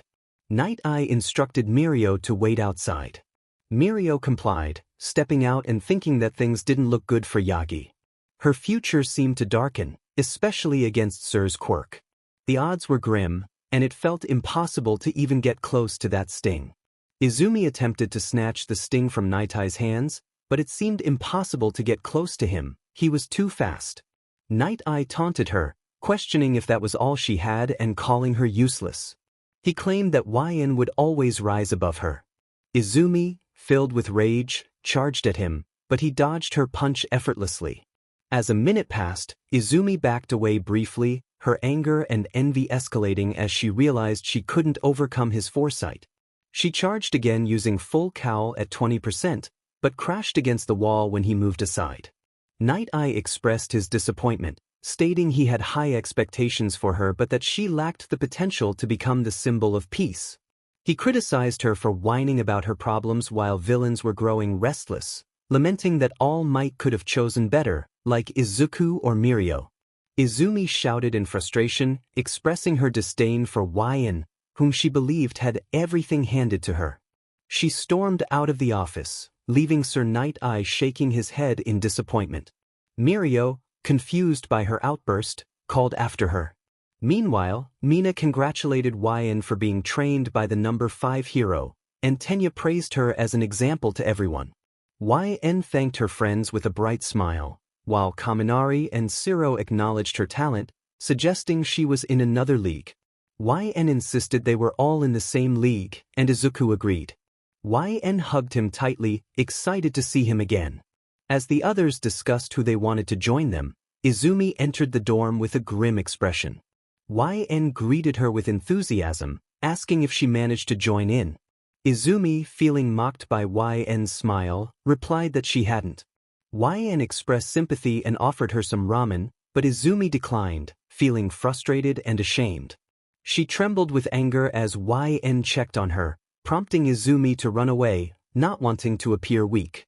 Shoto observed her departure, concerned.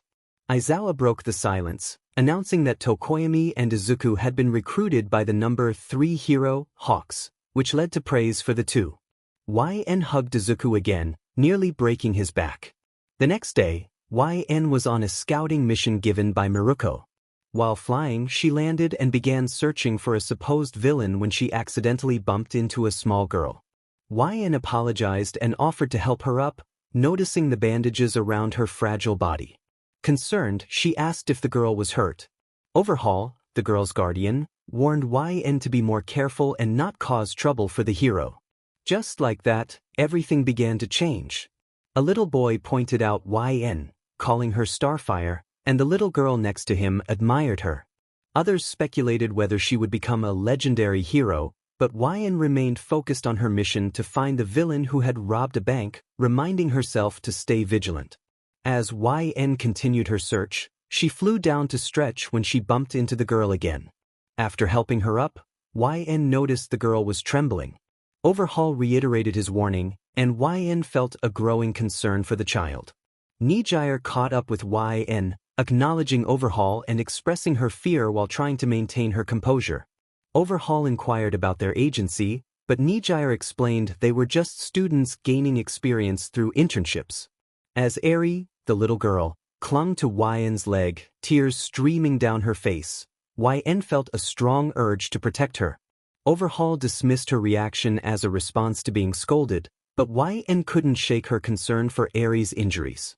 Nijire silently pleaded with YN not to provoke Overhaul further, but YN's instincts kicked in. She questioned the nature of Eri's injuries, sensing that something was deeply wrong. And just like that, everything began to unfold. Overhaul observed Eri, noting her clumsiness with a chuckle. YN questioned whether this behavior seemed normal, their eyes briefly glowing bright green, catching Overhaul's attention. He warned that making assumptions about what is normal for others can be dangerous. Nijire chimed in, emphasizing that everyone is different and expressing concern that Overhaul might not want them to pry too deeply. She urged YN to refrain from provoking a fight, suggesting they should let the matter go. YN, however, was determined and demanded that Overhaul start talking, pointing a starbolt in his direction. Overhaul remained unfazed, while Eri hid behind YN for safety. As they moved down the hallway, Overhaul admitted that it was hard to admit he couldn't control Eri, who had been defying him lately. YN inquired about his attempts at parenting, and Nijire commented on the challenges of raising children. Overhaul acknowledged the difficulties, his glare directed at Eri as he adjusted his gloves. Eri, sensing the tension, released her hold on YN and ran back to Overhaul, who sarcastically remarked about her temper tantrum. YN called out to Eri to wait, but Overhaul brushed them off, apologizing for involving them in family drama and wishing them luck with their internships. Eri glanced back at YN one last time before they walked away. Meanwhile, a police officer reported a fight between villain groups, prompting Nijire to spring into action with her quirk, flying to the scene. She unleashed a powerful wave of energy, sending 2 gigantic villains crashing to the ground. As YN joined the fray, she used her superhuman strength to lift one of the villains and throw him at the other. Nijire praised YN for her composure during the battle. Ryukyu and Miruko acknowledged their efforts, noting that they had proven themselves to be valuable assets. YN felt a wave of happiness, knowing she could finally help and save Eri from overhaul. The investigation into the Yakuza group, Shai Hasaikai, was underway, with potential ties to the League of Villains complicating matters. Overhaul discussed the venom with Shigaraki, who expressed interest but made it clear that he would not be subordinate to Overhaul. They negotiated terms, with Shigaraki demanding details about the venom's capabilities and weaknesses, asserting that it was a reasonable request. In another setting, Izuku advised Kirishima to embrace a more straightforward approach, rather than relying on flashy moves. YN prepared food for the group, and Kirishima expressed admiration for her abilities. YN encouraged him, reminding him of his strength and determination. Kirishima asked YN to help him strengthen his quirk by blasting him with starbolts. As she gradually increased the power of her blasts, Kirishima focused on hardening himself, determined to become unbreakable. When the smoke cleared, Kirishima emerged in a new form, proudly declaring his quirk at its maximum. The others cheered for him, but Kirishima insisted he wanted YN to give him her strongest blasts. Despite concerns from his classmates, he was eager to prove his strength. YN complied, charging a powerful beam of energy. After a strong explosion, Kirishima was knocked out, prompting concern from his friends. When he regained consciousness, he expressed excitement about his newfound strength, despite the risks he had taken. As time passed, the students continued training and facing villains, their names starting to appear in the news, much to Kaminari's amazement. Newcomer sidekick Red Riot burst onto the scene, rescuing innocent civilians and confronting a villain on his very first day of patrol. Katsuki was seething with anger and jealousy. Mina pointed out Starfire's impressive feats, noting how she had taken on 2 gigantic villains with her bare hands, celebrating her as a symbol of female empowerment. YN excitedly shared that they had made the news, prompting Izumi to respond with a nonchalant remark before turning away to gaze out the window. Tsuyu expressed surprise at how quickly a picture of YN had been taken, while Mina highlighted that YN already had a fan club. Hagakure voiced her jealousy, and Siro chimed in, mentioning how Red Robin had saved 75 people from a burning building, suggesting that YN was becoming famous too. Izuku was taken aback by the news, and Kirishima congratulated YN, declaring that Red Robin was a manly superhero name. YN thanked everyone and shared a warm hug with Izuku, which caught Izumi's attention, prompting her to get up and leave the classroom with a neutral expression, leaving everyone puzzled about her behavior. Izuku pondered Izumi's mood, attributing it to her recent troubles with Uncle Night-Eye, but he quickly pushed those thoughts aside and smiled at YN.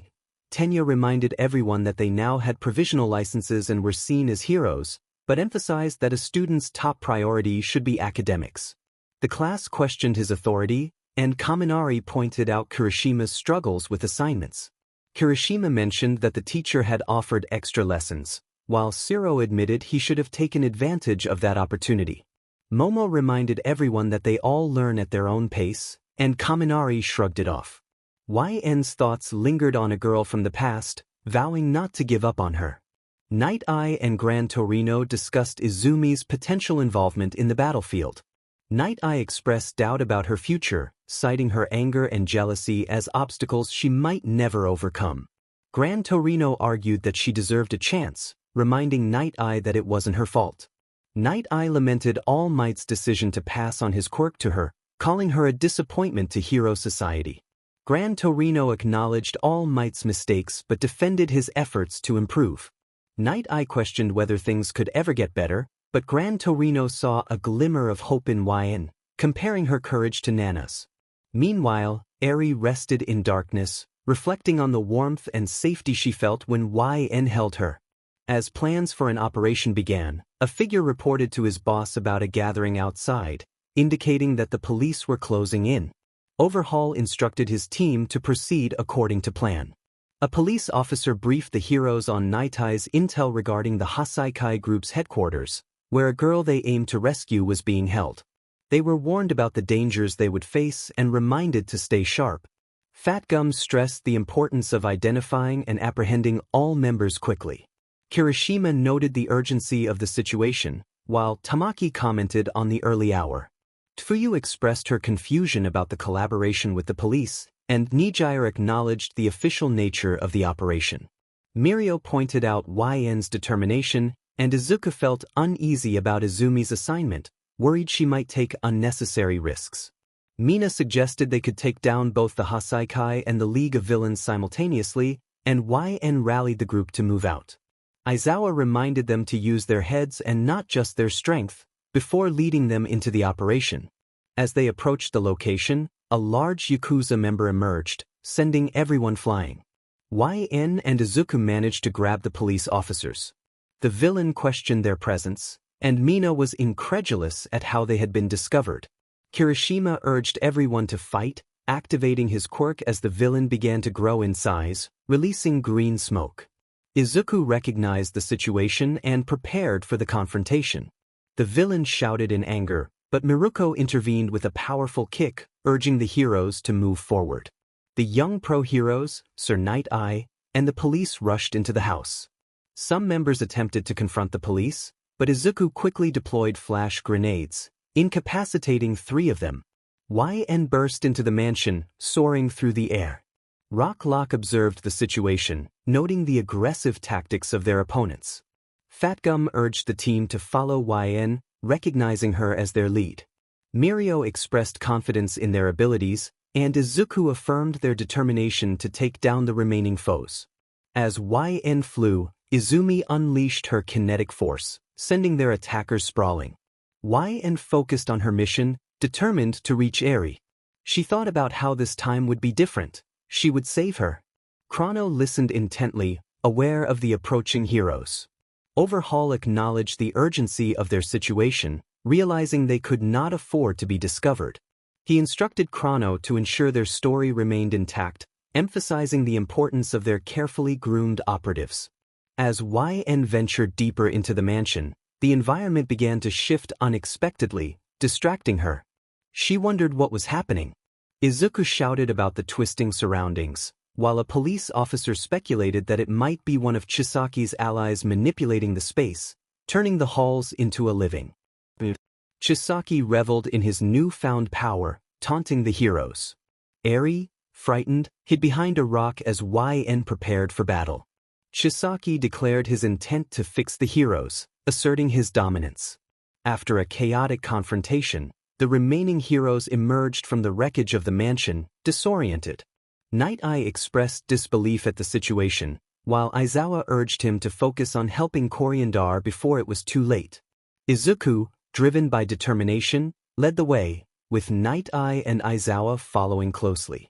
Rock-Lock and Tamaki stayed behind to keep an eye on Iranaka, concerned for the younger heroes.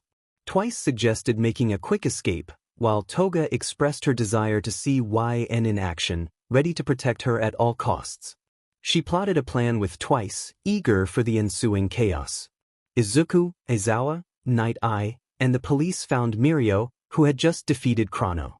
Izuku threw a starbolt bomb, creating an opening to the battlefield where YN and Overhaul clashed. YN vowed to save Eri, launching a powerful starbolt at Overhaul, pushing him back. Izuku followed suit, causing a significant explosion. Aizawa instructed Night-Eye to assist the injured, while YN urged Izuku to get Eri to safety. Just as she felt herself fading, Izuku caught her and Eri, assuring her of her strength. Chisaki emerged from the smoke, his body healing rapidly. Night-Eye recognized the threat of his advanced healing factor and insisted they needed to escape. Chisaki declared that they would face his wrath, asserting his power. As Izuku and Aizawa charged at Chisaki, Izuku launched metallic feathers, but they had little effect. Aizawa used his quirk to deactivate Chisaki's abilities. Chisaki laughed, claiming their efforts were futile and unleashed a destructive wave of energy. He acknowledged YN's perseverance but insisted he would remain the strongest. Chisaki advanced, revealing a new, more formidable form. Eri, the granddaughter of the Hasaikai's boss, was a pawn in Chisaki's plans, and he would stop at nothing to achieve his goals. Izuku contemplated the chaos around him, realizing the extent of Chisaki's transformation. Chisaki, with a mischievous smile, relished the power he had gained. He warned YN of the consequences of her involvement with Eri, threatening her life. As Chisaki charged, YN dodged and landed a solid blow, but he seemed unfazed, grinning wickedly. She took to the air, but Chisaki leaped after her, taunting her. YN unleashed a powerful starbolt, but to her shock, he absorbed it. They landed, staring each other down, as Chisaki questioned her abilities. He felt a wave of disappointment wash over him as he generated a green flaming energy beam from his left hand, its size dwarfing YN's starbolts. He hurled it at her, but she barely managed to evade the attack before Chisaki appeared right in front of her. In the heat of battle, one must always watch their opponent, predicting their next move. The lessons of rescue, combat, hardship, and suffering would become part of their experience. Mirio activated his quirk and grasped YN's hand. When Chisaki attempted to punch them, his attack passed through them harmlessly. YN and Mirio swiftly maneuvered behind Chisaki. YN seized Chisaki's right arm, using her extraordinary strength to throw him out of the building, sending him crashing into the evacuated city below. Izuku urged Eri to leave, but she hesitated, expressing her reluctance.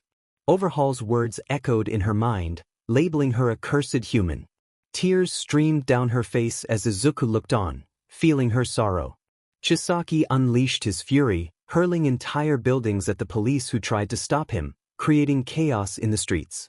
YN soared above him, preparing to blast him with energy, but Chisaki reacted swiftly, dodging the attack and using the spikes on his body to scratch her arm. She ascended into the sky, clutching her wounded arm as pain surged through her. She began to cough, feeling weaker with each passing moment until she collapsed to the ground. Chisaki taunted her, declaring that she should give up, as the poison from his spikes would slowly consume her from within. YN continued to cough, and in a desperate move, Izuku threw the remaining 3 bombs at Chisaki, who absorbed them effortlessly. Grabbing YN, he took to the air just as Chisaki began launching flaming energy beams at them, intent on ending their lives. Izuku focused on anticipating Chisaki's attacks, knowing he couldn't dodge forever. He had to hold out a little longer. Chisaki would never back down. He needed a plan, realizing that a blind attack would only lead to disaster. Before Chisaki could act, Izumi landed a powerful strike on his head and quickly retreated. Chisaki acknowledged her strength but dismissed her efforts, claiming that her movements were painfully predictable compared to Izuku's. He then smashed the ground, causing it to tremble. After Overhaul's defeat, the heroes faced the daunting task of rebuilding the evacuated city. YN's final attack had left many injured and some tragically lost, making it a time for reflection rather than celebration. The battle to save a single girl had concluded, and the rescue was complete. However, the villains were not finished. They planned to attack a police van transporting Chisaki's nearly lifeless body. Shigaraki sneered, questioning the next villain's identity and expressing disdain for those he deemed pathetic. He held 2 boxes, one containing venom and the other the finished product of the Hasaikai's experiments against YN. He decided to take both, mocking Chisaki's failure to achieve his dream of godhood. With a nod to Mr. Compress, a syringe was produced and injected into Chisaki's neck, extracting the remaining serum. Shigaraki reveled in Chisaki's helplessness, declaring him a weak, dying quirkless loser, while claiming all the fruits of his labor for himself. You are destined to watch from the sidelines as your dream crumbles. Now let's do our best. He laughed at Chisaki's defeated form before Mr. Compress and Dabi walked away from the scene. Meanwhile, those injured during the fight were transported to a nearby hospital for treatment. Aizawa had a broken arm, while Kirishima was covered in bruises and cuts from head to toe. Amajiki had a fractured bone in his face due to YN's explosion and some other minor injuries that would likely leave scars. Fatgum also suffered from a few broken bones. Eri was feverish and sleeping fitfully. YN was exhausted and needed to recover from the power she had used, so she was being quarantined until she was fully recovered, for her sake and the others. Night Eye sat on his bed with a cast on his arm, reflecting on the past. He questioned All Might about his choices, expressing disappointment in how he had pushed people away, including Izuku. All Might admitted his mistakes, acknowledging that he had hindered Izuku's path. Night-Eye pointed out that All Might's resistance to Izuku's fate could lead to his downfall. He shared how he had tried to change the future to protect All Might from being hated by those close to him, but ultimately he felt powerless. He spoke of an angel who had come from a doomed world to help Izuku succeed where he had failed, emphasizing the strength of belief and vision in shaping the future. He expressed pride in Izuku, Mirio, and Coriandar, insisting that they were the source of his strength and joy.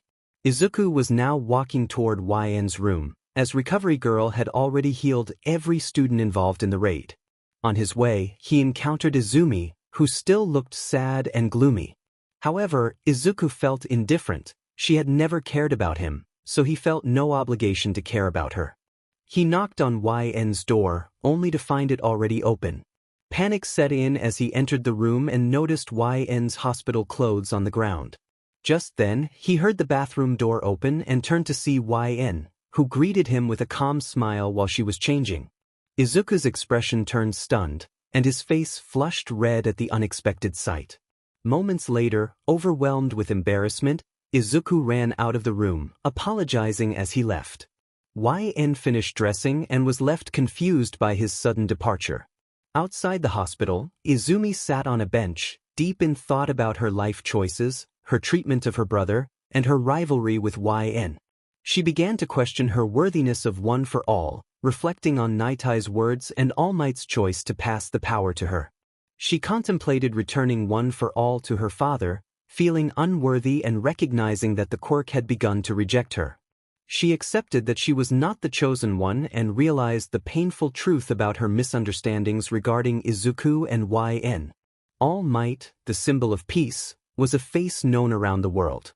Many heroes would undoubtedly be recorded in history books for their notable exploits, but one must not forget the infamous All for One, Destro, and other notorious villains who ensured their names would never be forgotten. Before the legislative system for heroes and villains was established, chaos reigned, but so did freedom.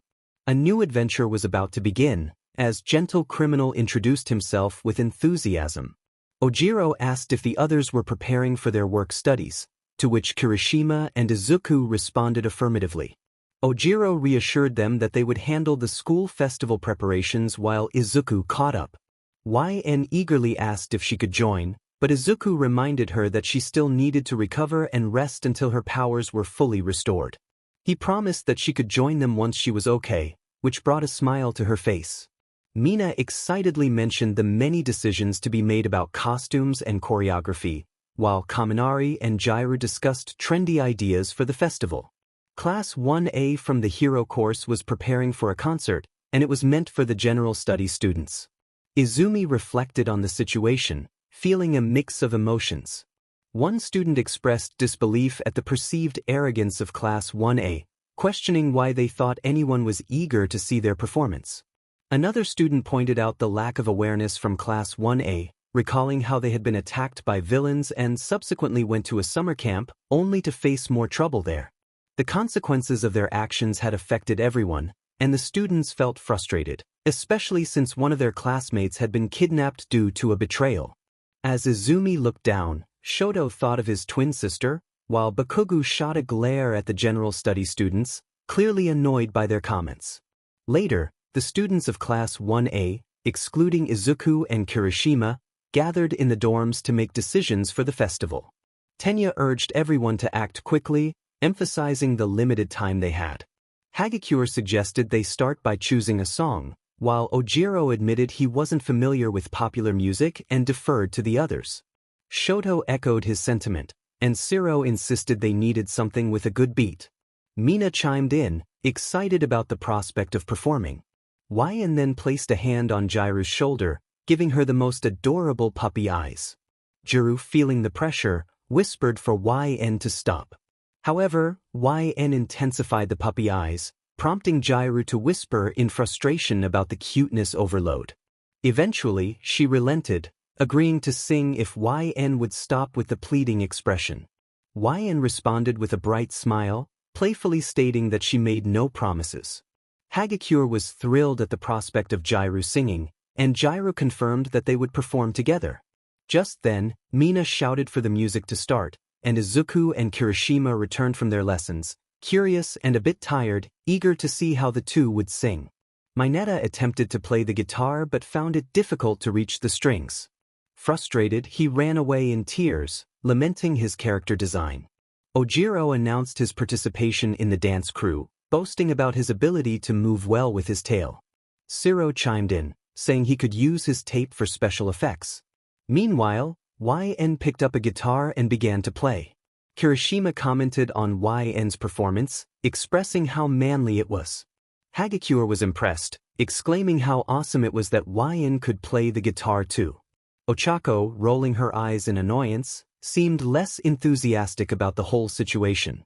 Mina exclaimed how amazing it was, while most of the boys and girls praised YN, causing Ochako to scoff. YN encouraged Mineta to rejoin them for the musical competition, hoping to help their class win. Mineta, still sniffling, expressed his frustration but ultimately agreed to participate, especially after Mina promised to help him gather a harem. The band team consisted of Katsuki, Kaminari, Momo, Tokoyami, and Jairu. The effects team included Kirishima, Shiro, Aoyama, and Todoroki, while the dance team featured Mina, YN, Izuku, Ochako, Ojiro, Mineta, Tenya, Azui, and Hagakure. Mirio reassured Eri that everyone at UA High School was nice and welcomed her to the school. Saturday arrived. The students gathered to work on their upcoming performance, taking notes and learning how to use musical instruments, special effects, and dance.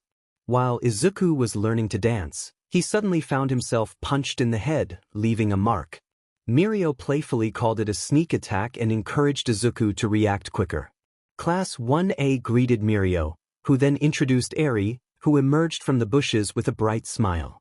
YN ran to her and picked her up, and Eri greeted them warmly.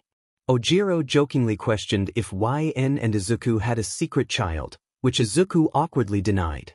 Tsu complimented Eri's dress, and Mina called her precious. Aizawa informed them that he had received permission from the principal for Eri to explore the campus before the festival. Tenya introduced himself politely, while Mineta made a comment about Eri's future looks, earning a glare from Izuku. Mirio noted that Eri was a bit shy, but Tenya reassured her that it was perfectly okay. They began the tour, and Eri asked if YN could join them, to which YN happily agreed, excited to show her around the academy and introduce her to Silky. As they walked through the hallways, Mirio explained that even though it was the weekend, many students were busy preparing for the festival. Izuku remarked on how busy everyone was, even with the festival still a month away. Suddenly, an attraction almost fell on them, startling Eri. Tetsutetsu apologized, recognizing YN and Izuku from Class 1A. Monoma, unimpressed, criticized them for appearing unoccupied while others worked hard. YN checked on Eri, who thought it was the dragon from before, referring to Miss Ryukyu. Monoma continued to boast about Class 1B's upcoming performance, claiming it would outshine Class 1A's concert. Izuku pointed out that Monoma had inadvertently revealed their plans, but Monoma ignored him, continuing his monologue until one of his classmates, Awaze, knocked him out cold. Izuku remarked on Monoma's foul mouth, while Awaze explained that Kendo was absent, leaving Monoma without someone to keep him in check. Mirio apologized to Eri for Monoma's behavior, acknowledging that every place has its downsides. Izuku mentioned that Aizawa hadn't mentioned a beauty pageant, turning to YN to ask if she wanted to enter. YN declined, preferring to focus on dancing. Mirio noted that it was too late to enter the pageant, but he mentioned that someone was determined to win this year. Later, Izuku and Mirio waited for YN, Eri, and Nijire to emerge from a room. Nijire expressed her frustration about losing to the same girl in the beauty pageant every year. YN gasped in sympathy while helping Nijire with her measurements. Nijire explained that she initially entered because Mirio encouraged her, but she found it enjoyable and was determined to win this time. It was her last chance, and she wore a bright smile as Eri searched for some nice colors. Now that they had finished with Nijire's costume, YN and Eri headed outside with Izuku and Mirio, making their way to the development studio.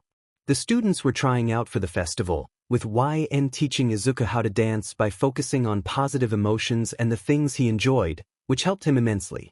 However, they were eventually kicked out of the gym for being there too late.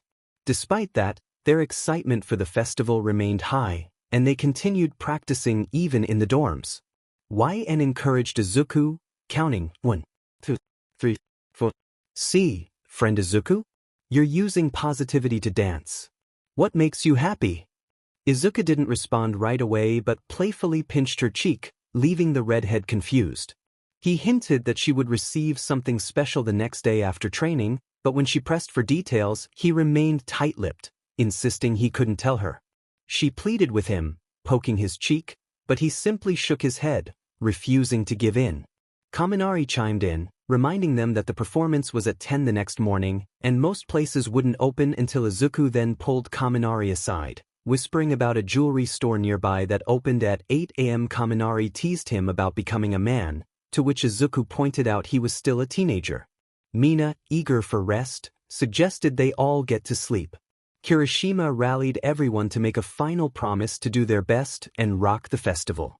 Everyone agreed, and Mina glanced back at Kirishima, feeling a blush creep onto her face before YN tapped her shoulder, reminding her it was time for bed. Mina, flustered, grabbed YN's hand, and they hurried away. On the day of the school festival, Mei spotted Izuku and rushed over, excited to deliver the special weapons he had requested. She ignored her tired appearance, explaining that she had made upgrades to his suit to help him face tougher villains. Izuku was thrilled with the new suit and, after a brief exchange, Mei announced she needed to sleep for 36 hours, regrettably missing the festival. Izuku dashed to the jewelry store to buy something special. After making his purchase, he headed back but accidentally bumped into someone.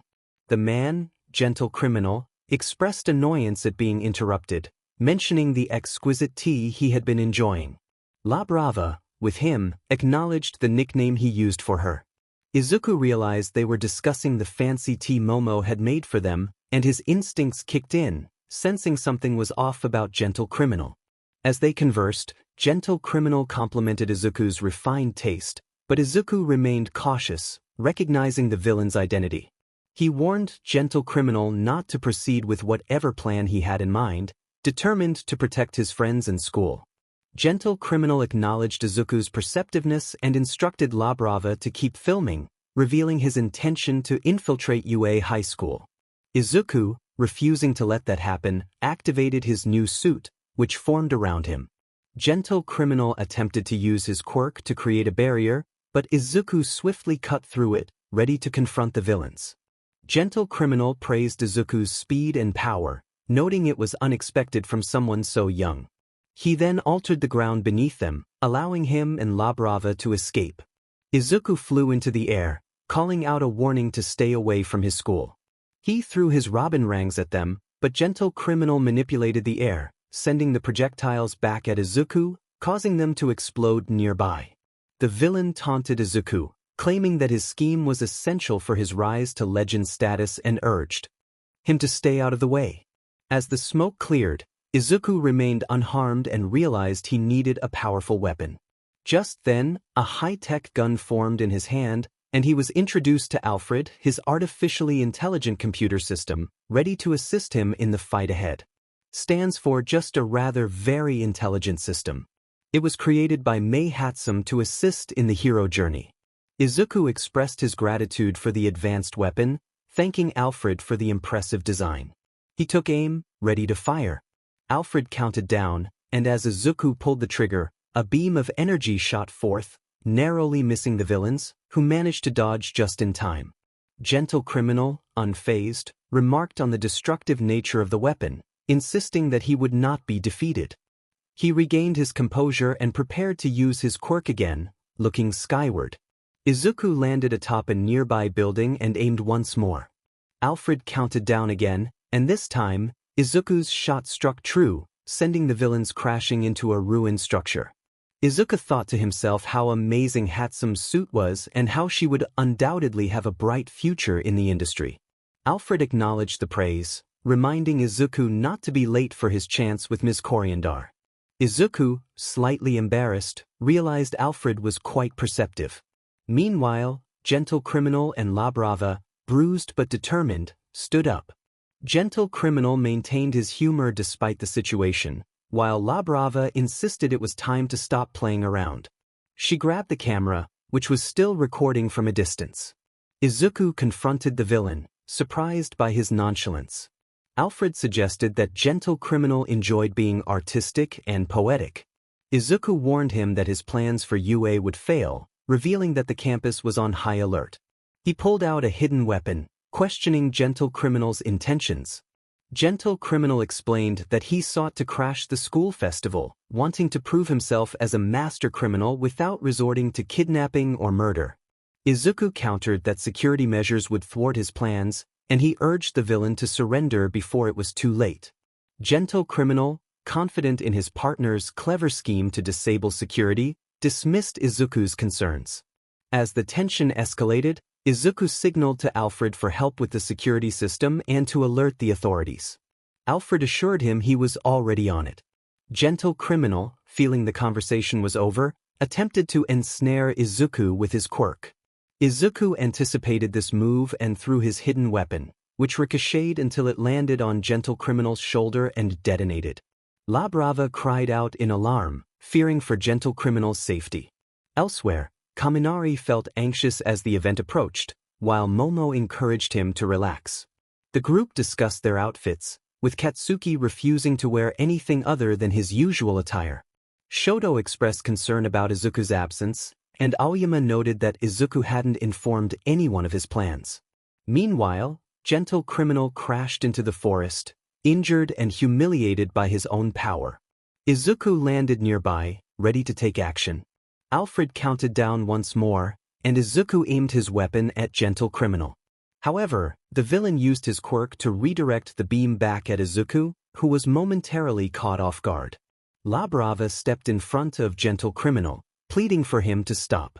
Izuku, pointing his weapon at them, warned that the police would arrive soon and urged them not to resist. La Brava, tears in her eyes, confessed her love for Gentle Criminal, who reciprocated her feelings. Izuku, touched by their bond, recalled his own feelings for Cory. Alfred informed him that La Brava's quirk could amplify Gentle Criminal's strength through her love, making him a formidable opponent. Izuku realized he should have been warned sooner and began to retreat as Gentle Criminal grew in size and strength, his shirt straining against his muscles.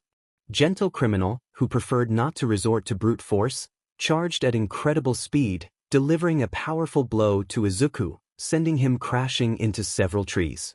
As Gentle Criminal and La Brava began to leave the scene, they heard a ticking sound. Izuku, recovering from the impact, prepared for the next move. He pushed a button on his belt, and Gentle Criminal instinctively launched La Brava away just as a massive explosion erupted in the forest. Present Mick's voice boomed over the speakers, announcing that the preparations for the event were complete and encouraging everyone to have fun. The atmosphere was charged with excitement as the UA festival was set to begin. The school festival had begun, and excitement filled the air. Izuku had always dreamed of becoming a pro hero, hoping one day to be featured in textbooks. He had tried countless times to gain recognition, and when the opportunity finally arose, he used his quirk to save someone. Unfortunately, instead of achieving his goal, he found his life shattered. He lost the faith of those around him, his family, and the chance to be a hero. He felt as though he had lost a friend, someone he considered a brother.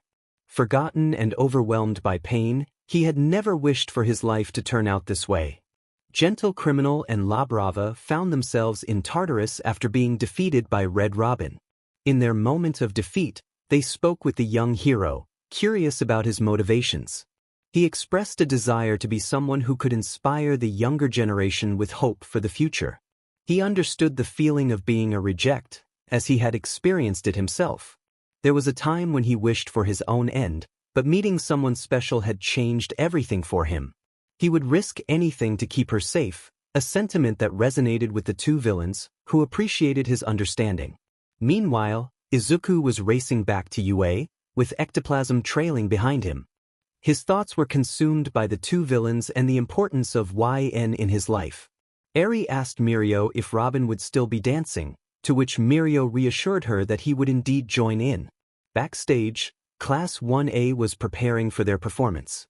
YN anxiously scanned the crowd, hoping Izuku would arrive soon. Mineta expressed his frustration, insisting that they needed Izuku. Mina comforted YN, assuring her that he would show up. YN swallowed her sadness and forced a determined smile. As the lights dimmed, the spotlight shone on Class 1A, and the crowd erupted in cheers. Mirio pointed out Starfire to Eri, and YN turned to see Izuku standing beside her, his face lit up with a bright smile. Izuku thought to himself that he wanted to see her smile.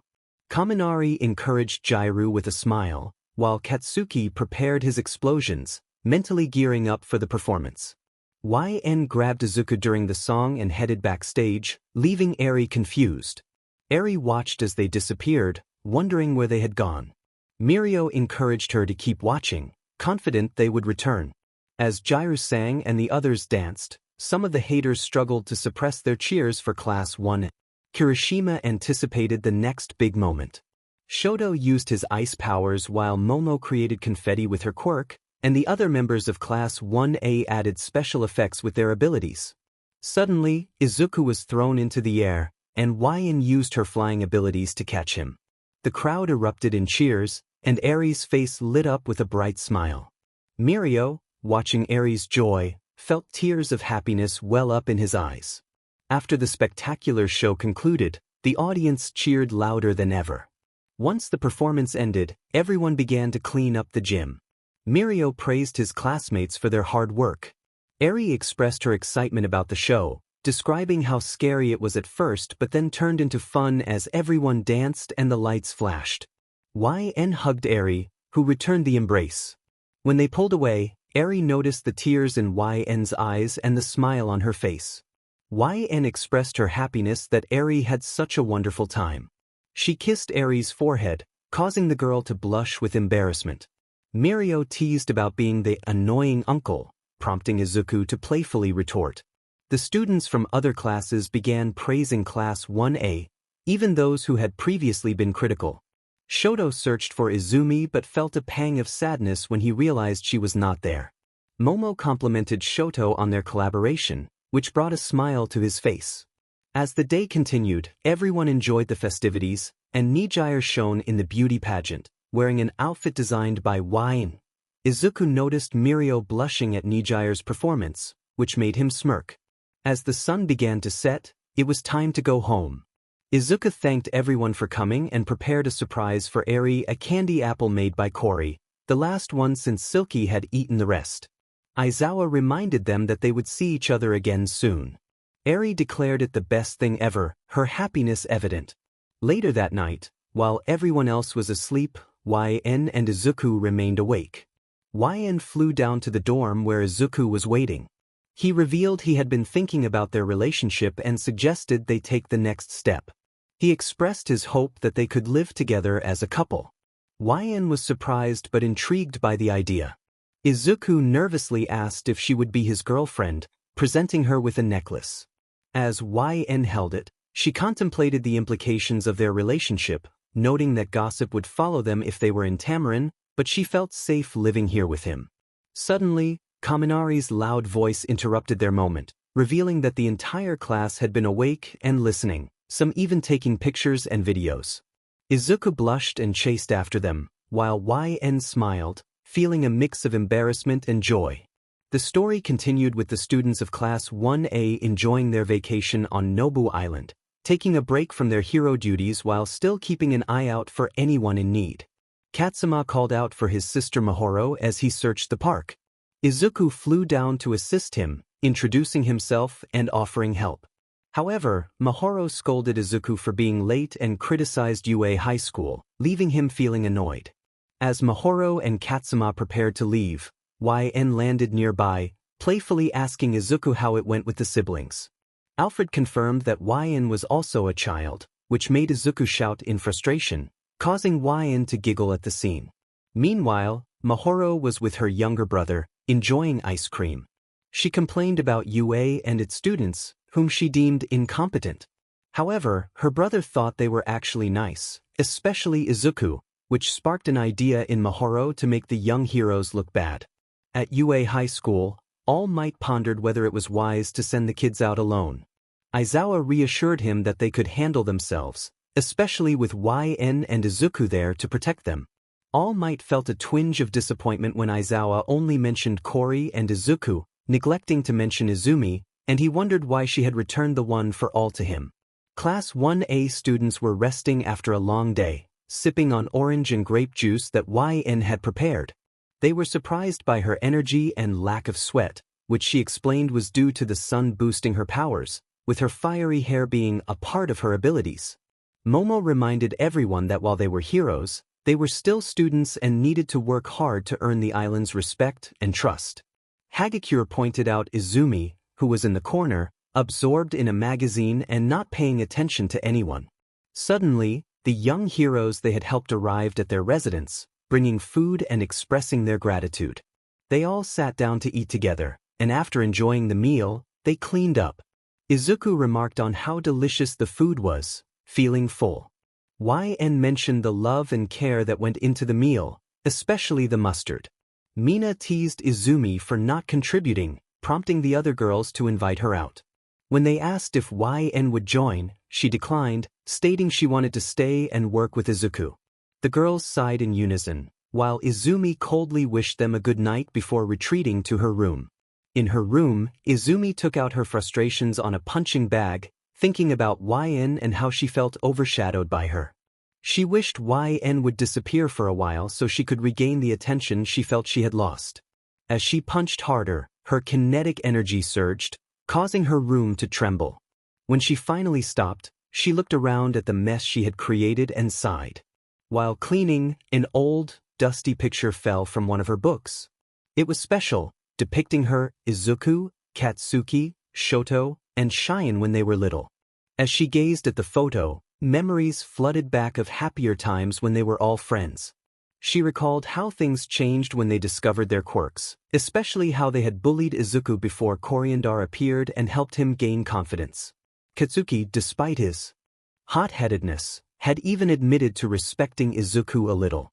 Shoto had always been by her side, even when she pushed him away, and she thought about Shion, who she hadn't heard from since her imprisonment. Izumi reflected on how she had once been the prodigy, the strongest in her class, but everything changed when YN arrived. After Uncle Naitai's words, she realized how Izuku must have felt about her. She understood that the world wasn't just about her, it was about everyone. This realization made her feel foolish for her past actions. Looking out her window, she saw YN sitting on the grass, gazing at the stars, while Izuku slept on the couch. YN marveled at the beauty of the stars, wishing she could see her home and people again. She missed them, even though she enjoyed her time on Earth. She pondered why her sister, Command, hated her so much when she suddenly sensed Izumi's presence beside her. YN asked if Izumi was okay, to which Izumi hesitantly inquired about Izuku's relationship with YN. YN explained that Izuku was no longer just a friend, he was her soulmate, and she would do anything to protect him. Izumi, feeling emotional, apologized for her past behavior, admitting she had been an idiot for trying to get YN in trouble. She expressed her admiration for YN's life and accomplishments, wishing to know how she could be like her. How can I be strong yet peaceful and gentle with people? How can I fix everything with my brother? Tears filled her eyes as she pondered these questions. YN gently reassured her friend Izumi, encouraging her not to cry. She emphasized that Izumi didn't need to be like her, she needed to be herself. YN reminded her to be kind to others and not let the darkness of the world take root in her heart. She assured Izumi that she could mend things with Izuku if she just tried and remained patient. YN shared that she had followed this advice and that everything was okay now, including little Eri. She urged Izumi to be a hero and to embrace her true self for the good of the world. YN then pulled Izumi into a comforting hug as the green-haired girl continued to cry. As they shared this moment, someone approached the girls. It was Katsuma, who hesitantly spoke up, hoping he wasn't interrupting. YN recognized him as the little boy Izuku wanted to help. Katsuma urgently informed them that there was a villain nearby. Izumi quickly wiped her tears away, and YN flew inside to wake up Izuku and warn him. Meanwhile, the number 3 hero Hawks and the number 6 hero Mirko were analyzing recent attacks on several heroes. They discovered that not only had some heroes been killed, but their quirks had been taken as well. This pointed to the League of Villains being involved. It seemed unlikely that All for One was behind it, as he was still in critical condition after the confrontation with All Might and YN. They speculated that someone with a similar quirk might be responsible, but who could it be? Elsewhere, a man was driving in his car, talking to his children, Katsuma and Mahoro. He felt relieved knowing they were safe and well cared for. Suddenly, his car was sent flying, and he barely managed to save himself. As he looked up, he saw his aggressor approaching. The villain coldly stated that he had finally found what he was looking for. The man backed away, pleading for his life, explaining that he had children and needed to return to them. They were all he had left. The villain assured him that it would be quick. He grabbed the man and began to drain his quirk, sparing his life since he was not a hero. With his newfound power, the villain unleashed a storm of destructive thunder from the sky, obliterating much of the city. Another villain remarked that it was the last one, while a third expressed excitement about the new world they were building. Suddenly, the leader of the villains felt a sharp pain in his chest, as glowing purple veins appeared on his body, alarming his team. He muttered that something was wrong. The wolf man yelled in frustration, demanding to know if they would have to start over. The third villain, however, suggested there was still a chance. She revealed a video of the man's children, Katsuma and Mahoro, which piqued the leader's interest. Perhaps this could solve his problem and make him invincible. To be continued. YN, Izuku, and Izumi were making their way toward the location pointed out by little Katsuma, where they suspected the villain might be hiding. As they reached the ruins, they began their search when suddenly, a giant monster bug lunged at them.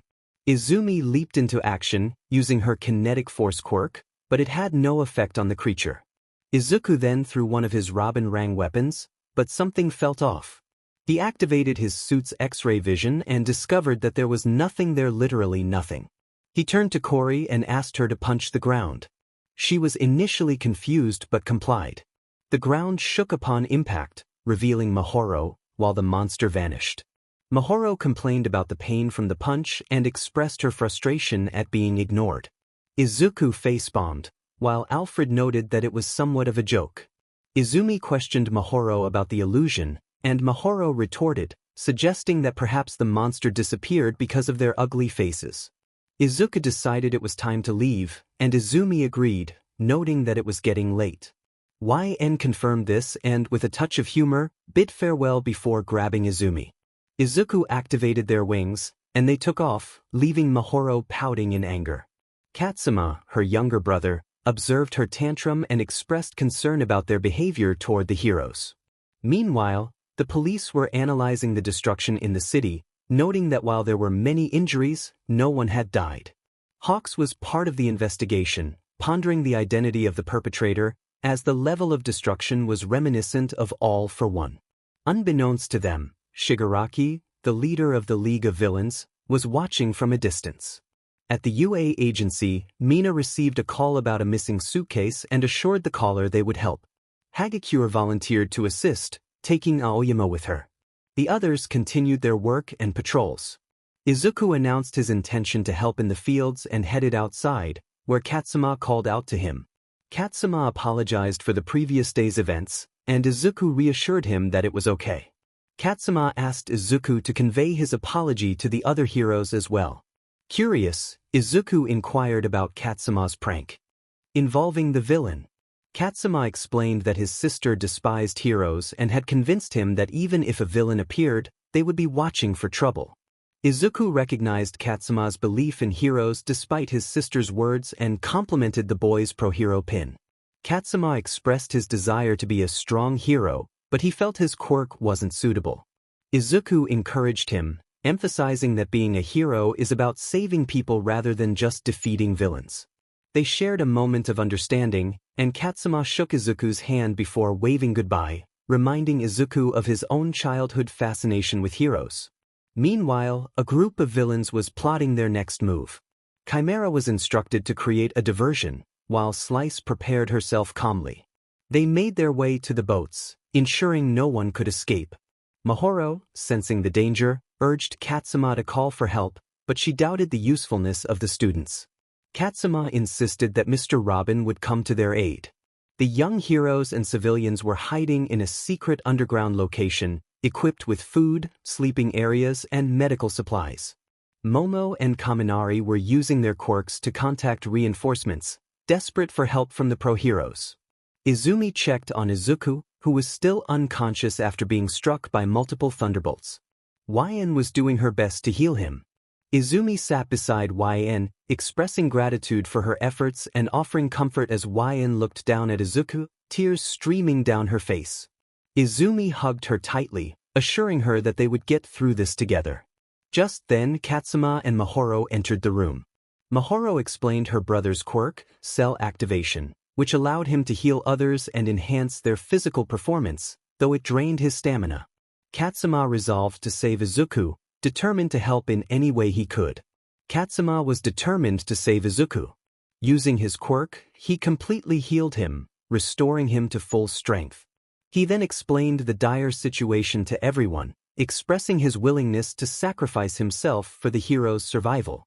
Izuku urged him not to do that, insisting they must protect everyone on the island with all their might. The group agreed with Izuku, deciding to give everything they had until the very end, pushing themselves beyond their limits. Slice reported to Nine that the targets were in the mountain castle, where the heroes had taken refuge. Chimera taunted that they would soon show the heroes what they were made of. Nine was confident that a group of children wouldn't stand in his way as they made their way to the hidden location, with Mizo informing the squad of their movements, just as Izuku had planned. As the countdown reached 0, Aoyama emerged from his hiding spot and unleashed a powerful beam at the trio. Nine easily deflected it with his air wall quirk while his comrades dodged to the side. Momo quickly created cannons with her quirk and began firing at Slice and Chimera. Slice fell into the underground, while Chimera was blasted back into the forest.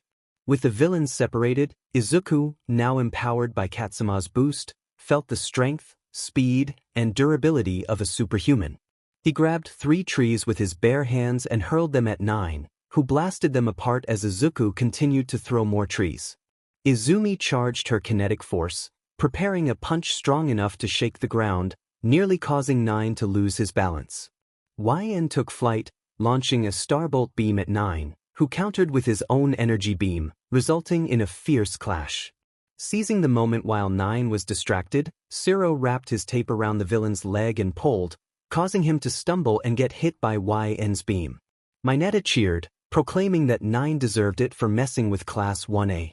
However, as the smoke cleared, Nine remained standing, slightly dirted but still resilient, having created an air wall just in time.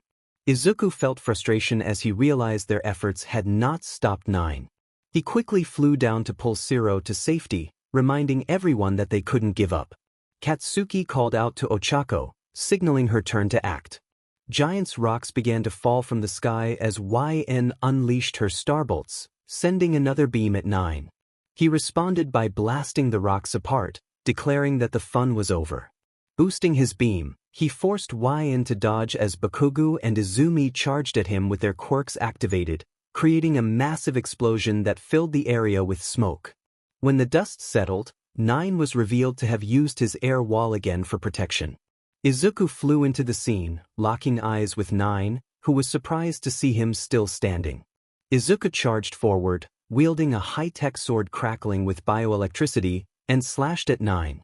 The villain parried the attack, but the force pushed him back. YN took advantage of the moment, launching a barrage of starbolts at Nine, causing significant destruction. As they landed on the grass, Izumi and Katsuki joined Izuku and YN, glaring at the smoke, determined to take down Nine. Nine acknowledged their efforts but remained unfazed, while Izumi declared they were just getting started. Katsuki vowed that they would defeat him, and the 4 took their fighting stances. Meanwhile, in the underground, Tokoyami was struggling against Slice, who was mocking him for not using his darkness to his advantage. Despite his best efforts, Tokoyami was losing the fight, and Mina was badly injured from her encounter with Slice. Frustrated by the taunts, Tokoyami decided to unleash Dark Shadow from its cage. Slice was taken aback by the sudden appearance of Dark Shadow. Tokoyami commanded it to take Slice down. Dark Shadow attacked fiercely, overwhelming Slice, who struggled to keep up.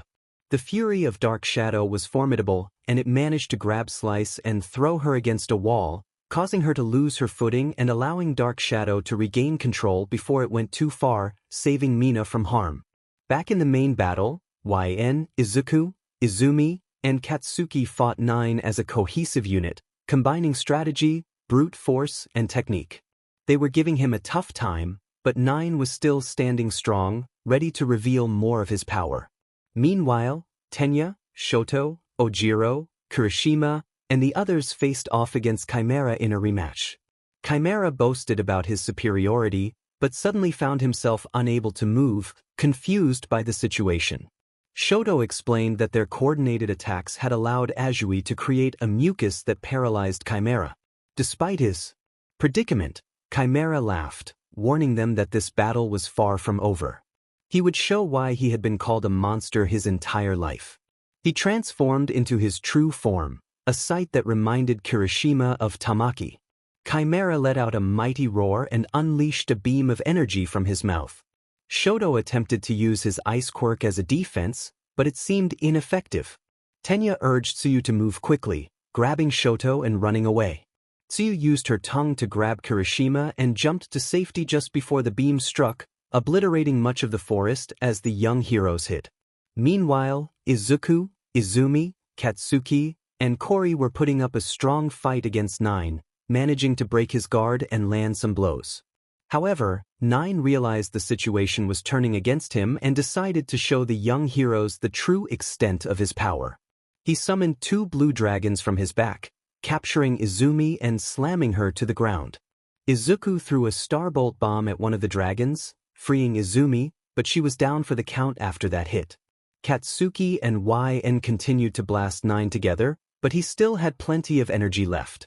He summoned another blue dragon, which struck Katsuki, sending him crashing deep into the forest.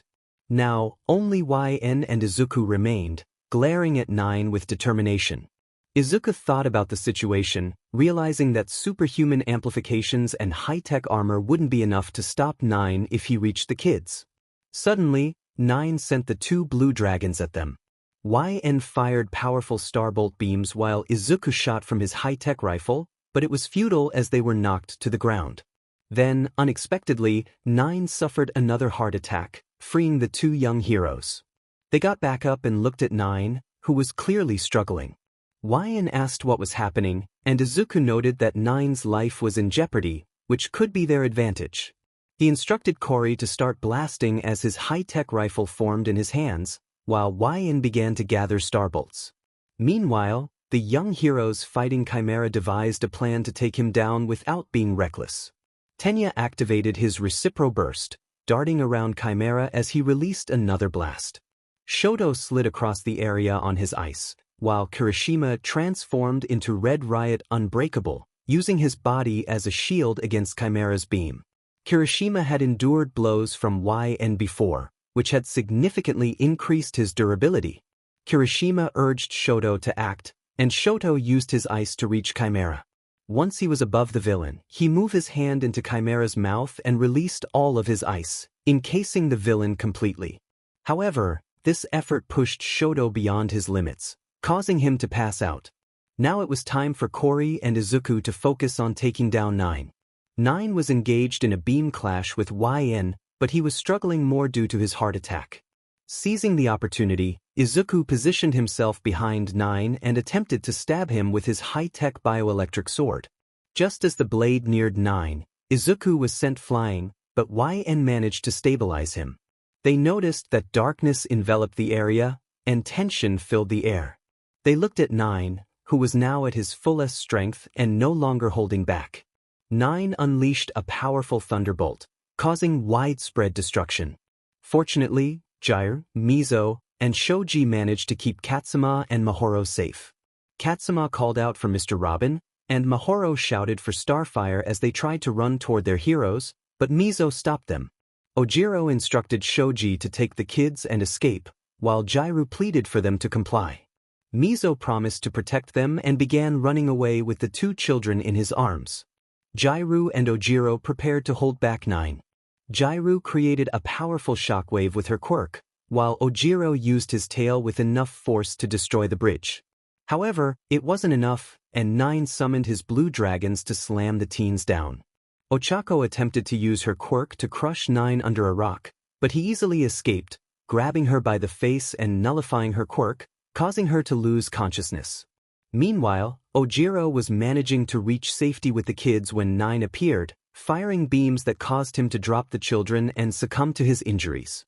As Nine continued to unleash his power, his heart attack worsened. In a desperate attempt to protect her brother, Mahoro tried to attack Nine, but he caught her by the neck and lifted her off the ground. Nine threatened Mahoro, demanding her power. With tears in her eyes, she urged Katsuma to run away. Katsuma, filled with determination, rushed toward them, unwilling to let his sister be harmed. Seeing the shift in the situation, Nine dropped Mahoro and reached for Katsuma's head. Just then he was struck by a starbolt, sending him flying away from the two siblings. As Mahoro began to fall, Izuku caught her just in time. Katsuma smiled, relieved that they were both safe. Izuku instructed Katsuma to take his sister and run, assuring them that he and YN would handle the situation. Katsuma obeyed, fleeing with Mahoro as YN and Izuku prepared to confront Nine with everything they had. Nine expressed his frustration, declaring that he was tired of the young heroes. He unleashed beams in every direction, but YN and Izuku managed to dodge them. YN continued firing beams while Izuku used his shock gloves to counter Nine's attacks. Once again, Nine suffered a heart attack, providing an opening for YN to blast him away. The two young heroes were panting, but Izuku activated his X-ray vision, confirming that Nine was indeed injured, yet he refused to give up. Nine proclaimed that he would not be stopped, declaring his desire to create his own society at any cost. He unleashed his full power, manipulating the weather to create a gigantic tornado that threatened to destroy the entire island. Izuku realized that Katsuma and Mahoro were still there, along with many civilians. YN warned that the island would be destroyed if they didn't act quickly. Izuku knew they had to stop him. They couldn't hold back any longer. He summoned two high-tech rifles, ready for battle. She knew they had to give everything they had in this fight and charged forward like a shooting star as they flew at high speed toward the villain. Izuku fired relentlessly, pouring all his energy into each shot, while she unleashed powerful blasts that grew stronger with each moment she pushed herself. However, they struggled to penetrate Nine's defenses. The tornado he created was too strong, and seemed to absorb their attacks, sending the two young heroes flying away. Meanwhile, the other young heroes were doing their best to keep the civilians safe, but the chaos made it difficult for them to maintain control. Izuku and Kori crashed to the ground, injured and exhausted. Izuku found himself unable to contact the others. His suit's systems had been compromised. Nine taunted them, declaring that they simply lacked the strength to defeat him and that they would not survive the new world he intended to create. Izuku, filled with determination, shouted that they didn't care about his new world. In response, Nine unleashed a blast that knocked Izuku down. When YN attempted to rise and confront Nine, she was also struck down. Nine proclaimed his vision of a world where power mattered, where the strong thrived while the weak perished. YN attempted to retaliate with a beam of energy, but Nine summoned his blue-headed dragons, ensnaring them both. He warned that if they tried to interfere, they would be eliminated. The dragon began to apply pressure, slowly but surely, on the two heroes. Izuku fought desperately against the dragon, trying to break free with all his strength, but it was futile. He fought not just for his own life but for the others trapped on the island. In a moment of despair, he glanced down and then back at YN, who looked at him with a sad smile, understanding that this might be their fate. Yet they would face it together. Katsuma and Mahoro called out for their heroes, urging them not to give up, reminding them that they were their heroes. YN spoke to Izuku, expressing that there would always be people who said hurtful things because he was different, and sometimes those minds could not be changed. However, There were many who would not judge based on appearances or backgrounds. Those were the people who truly mattered. She encouraged him to embrace his inner strength, to let it define him, and to recognize that he was no longer SLV to the past. He was a hero, her hero. She took his hand, and he looked at her with tears in his eyes. Izuku confessed that he felt his life had no value, but hers did. He revealed that she was one of the reasons he became a hero and the most important person in his life. He declared his love for her. YN reciprocated, tears streaming down her face. As Nine approached with the intent to eliminate them, Izuku reached for her hand, tears falling. YN urged them to bond and be together.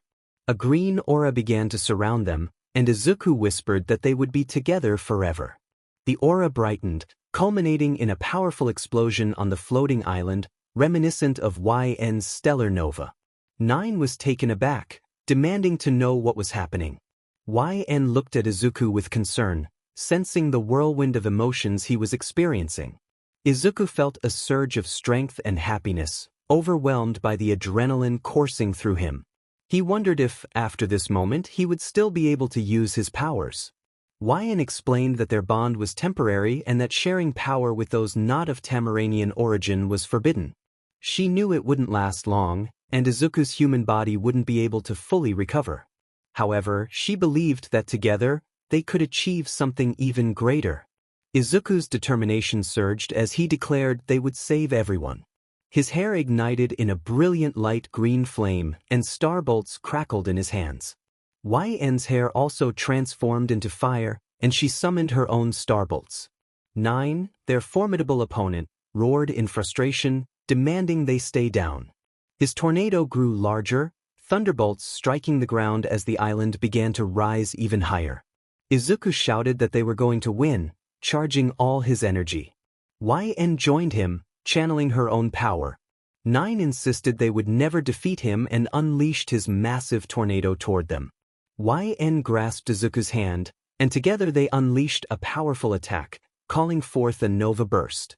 The immense energy from their combined forces countered Nine's tornado, leaving him in shock. Izuku struggled to catch his breath after the intense display of power. YN asked if he was all right, and he reassured her that he could handle it. With renewed determination, he declared they would go after Nine. He soared forward at superhuman speed, with YN close behind.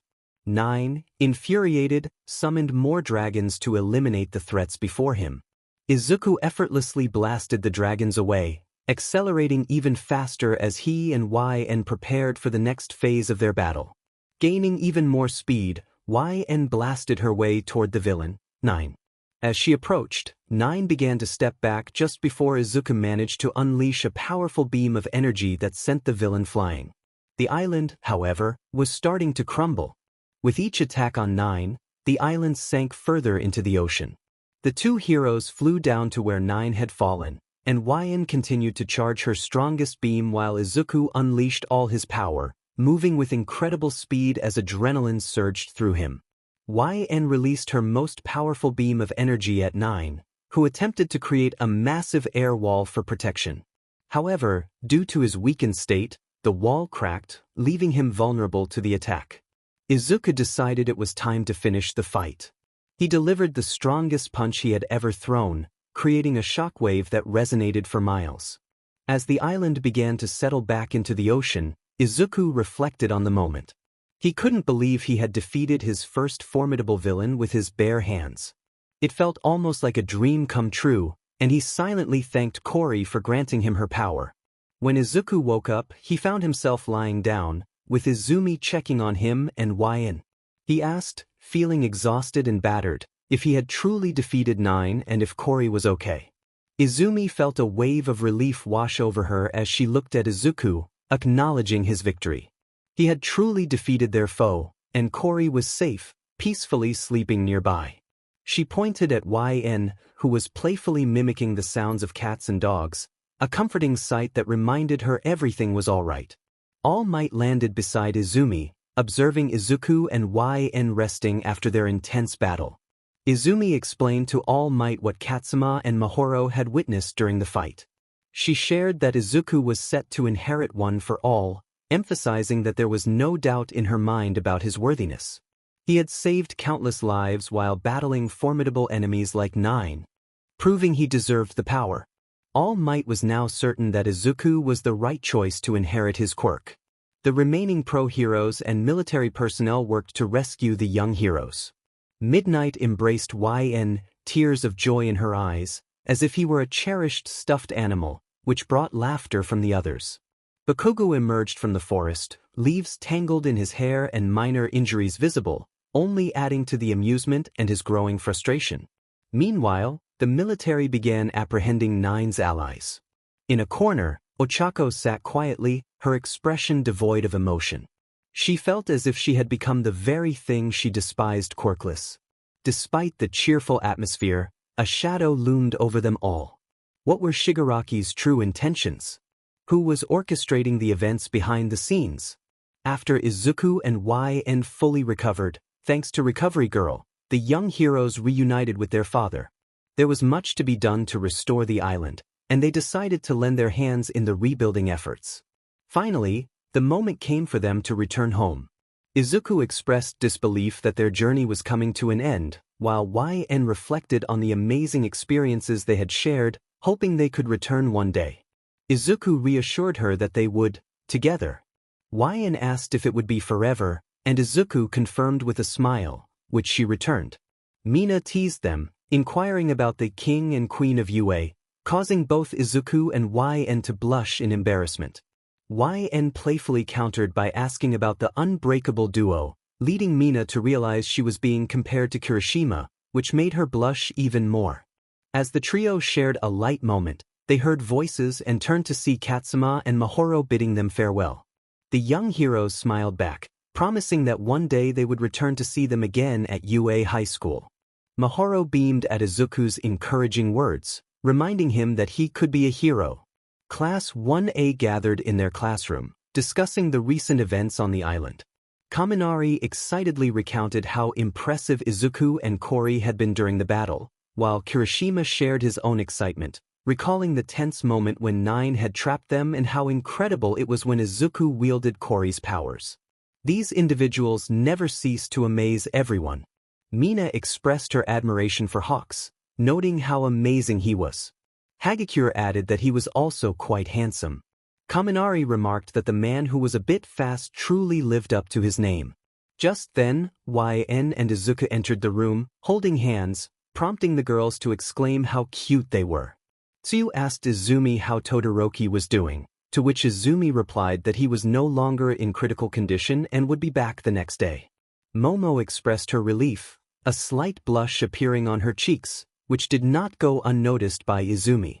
Mineta mentioned how proud Todoroki's father was, stating that he fought like a true hero.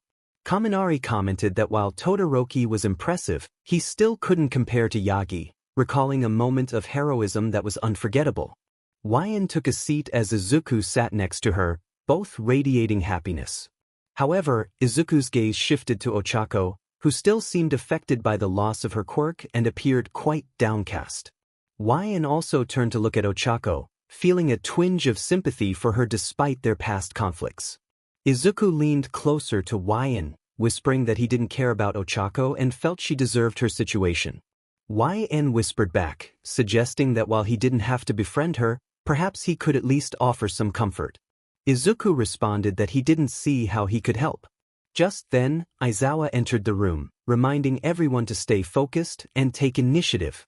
He informed them that while they were only working toward their provisional licenses, they could participate in hero activities and needed to fulfill their responsibilities. He warned that the lessons ahead would become increasingly challenging and instructed them to prepare for their homeroom. Aizawa pressed a button, triggering an alarm that signaled it was time for training. Izuku rallied his class, calling for Hero Class 1A to deploy, to which they enthusiastically responded. Izumi smiled at her brother, while Katsuki grumbled about being ordered around. Around 80% of the population was born with special abilities known as quirks, creating a society of superhumans. To protect the world from criminals with these powers, pro-heroes had emerged as a new profession. Izuku Yagi had enrolled in the prestigious UA High School to pursue his dream of becoming a true hero. He was determined to achieve his goal alongside his comrades who shared the same aspirations. They faced the dangers of the world, ready to save its people with smiles on their faces. This was what it took to become the greatest heroes. Yes, this was his journey, his guardian angel fallen from space. Izuku informed his team that enemies had infiltrated Ground Beta, and they needed to complete their mission flawlessly, whether it was training or not. Momo suggested they gather more information on the situation, and Izuku assigned the scout division to gather intel. Jairu reported hearing noises of destruction nearby, while Mizo noted that a building had collapsed and was on fire, although he could not confirm the presence of enemies. Izuku acknowledged their findings and began to strategize based on the information they had. Wyan proposed that they needed a team to extinguish the fire and called for Tenya, Momo, and Izumi to join her. Tenya confirmed he was ready, Momo agreed, and Izumi insisted on going with them. Aoyama also expressed his desire to help. The four of them set off toward the fire, and Izuku decided to follow, with YN flying at high speed while Izuku jumped from roof to roof. In the midst of chaos, the number 3 hero, Hawks, stood over a burning city, surrounded by collapsing buildings and thick smoke. His feathers were becoming shorter as he struggled against the villain before him. Dabi acknowledged Hawk's presence, revealing that he had heard about the hero's past encounters. As Dabi prepared to attack, Miruko intervened with a powerful kick that caused the ground to shake, momentarily disrupting Dabi's balance. Miruko declared her intention to confront him, while Dabi, unfazed, prepared to escape, leaving behind a cryptic message for the number 3 hero. Hawks coughed, realizing that this was yet another unfinished case for him. Meanwhile, Shoto was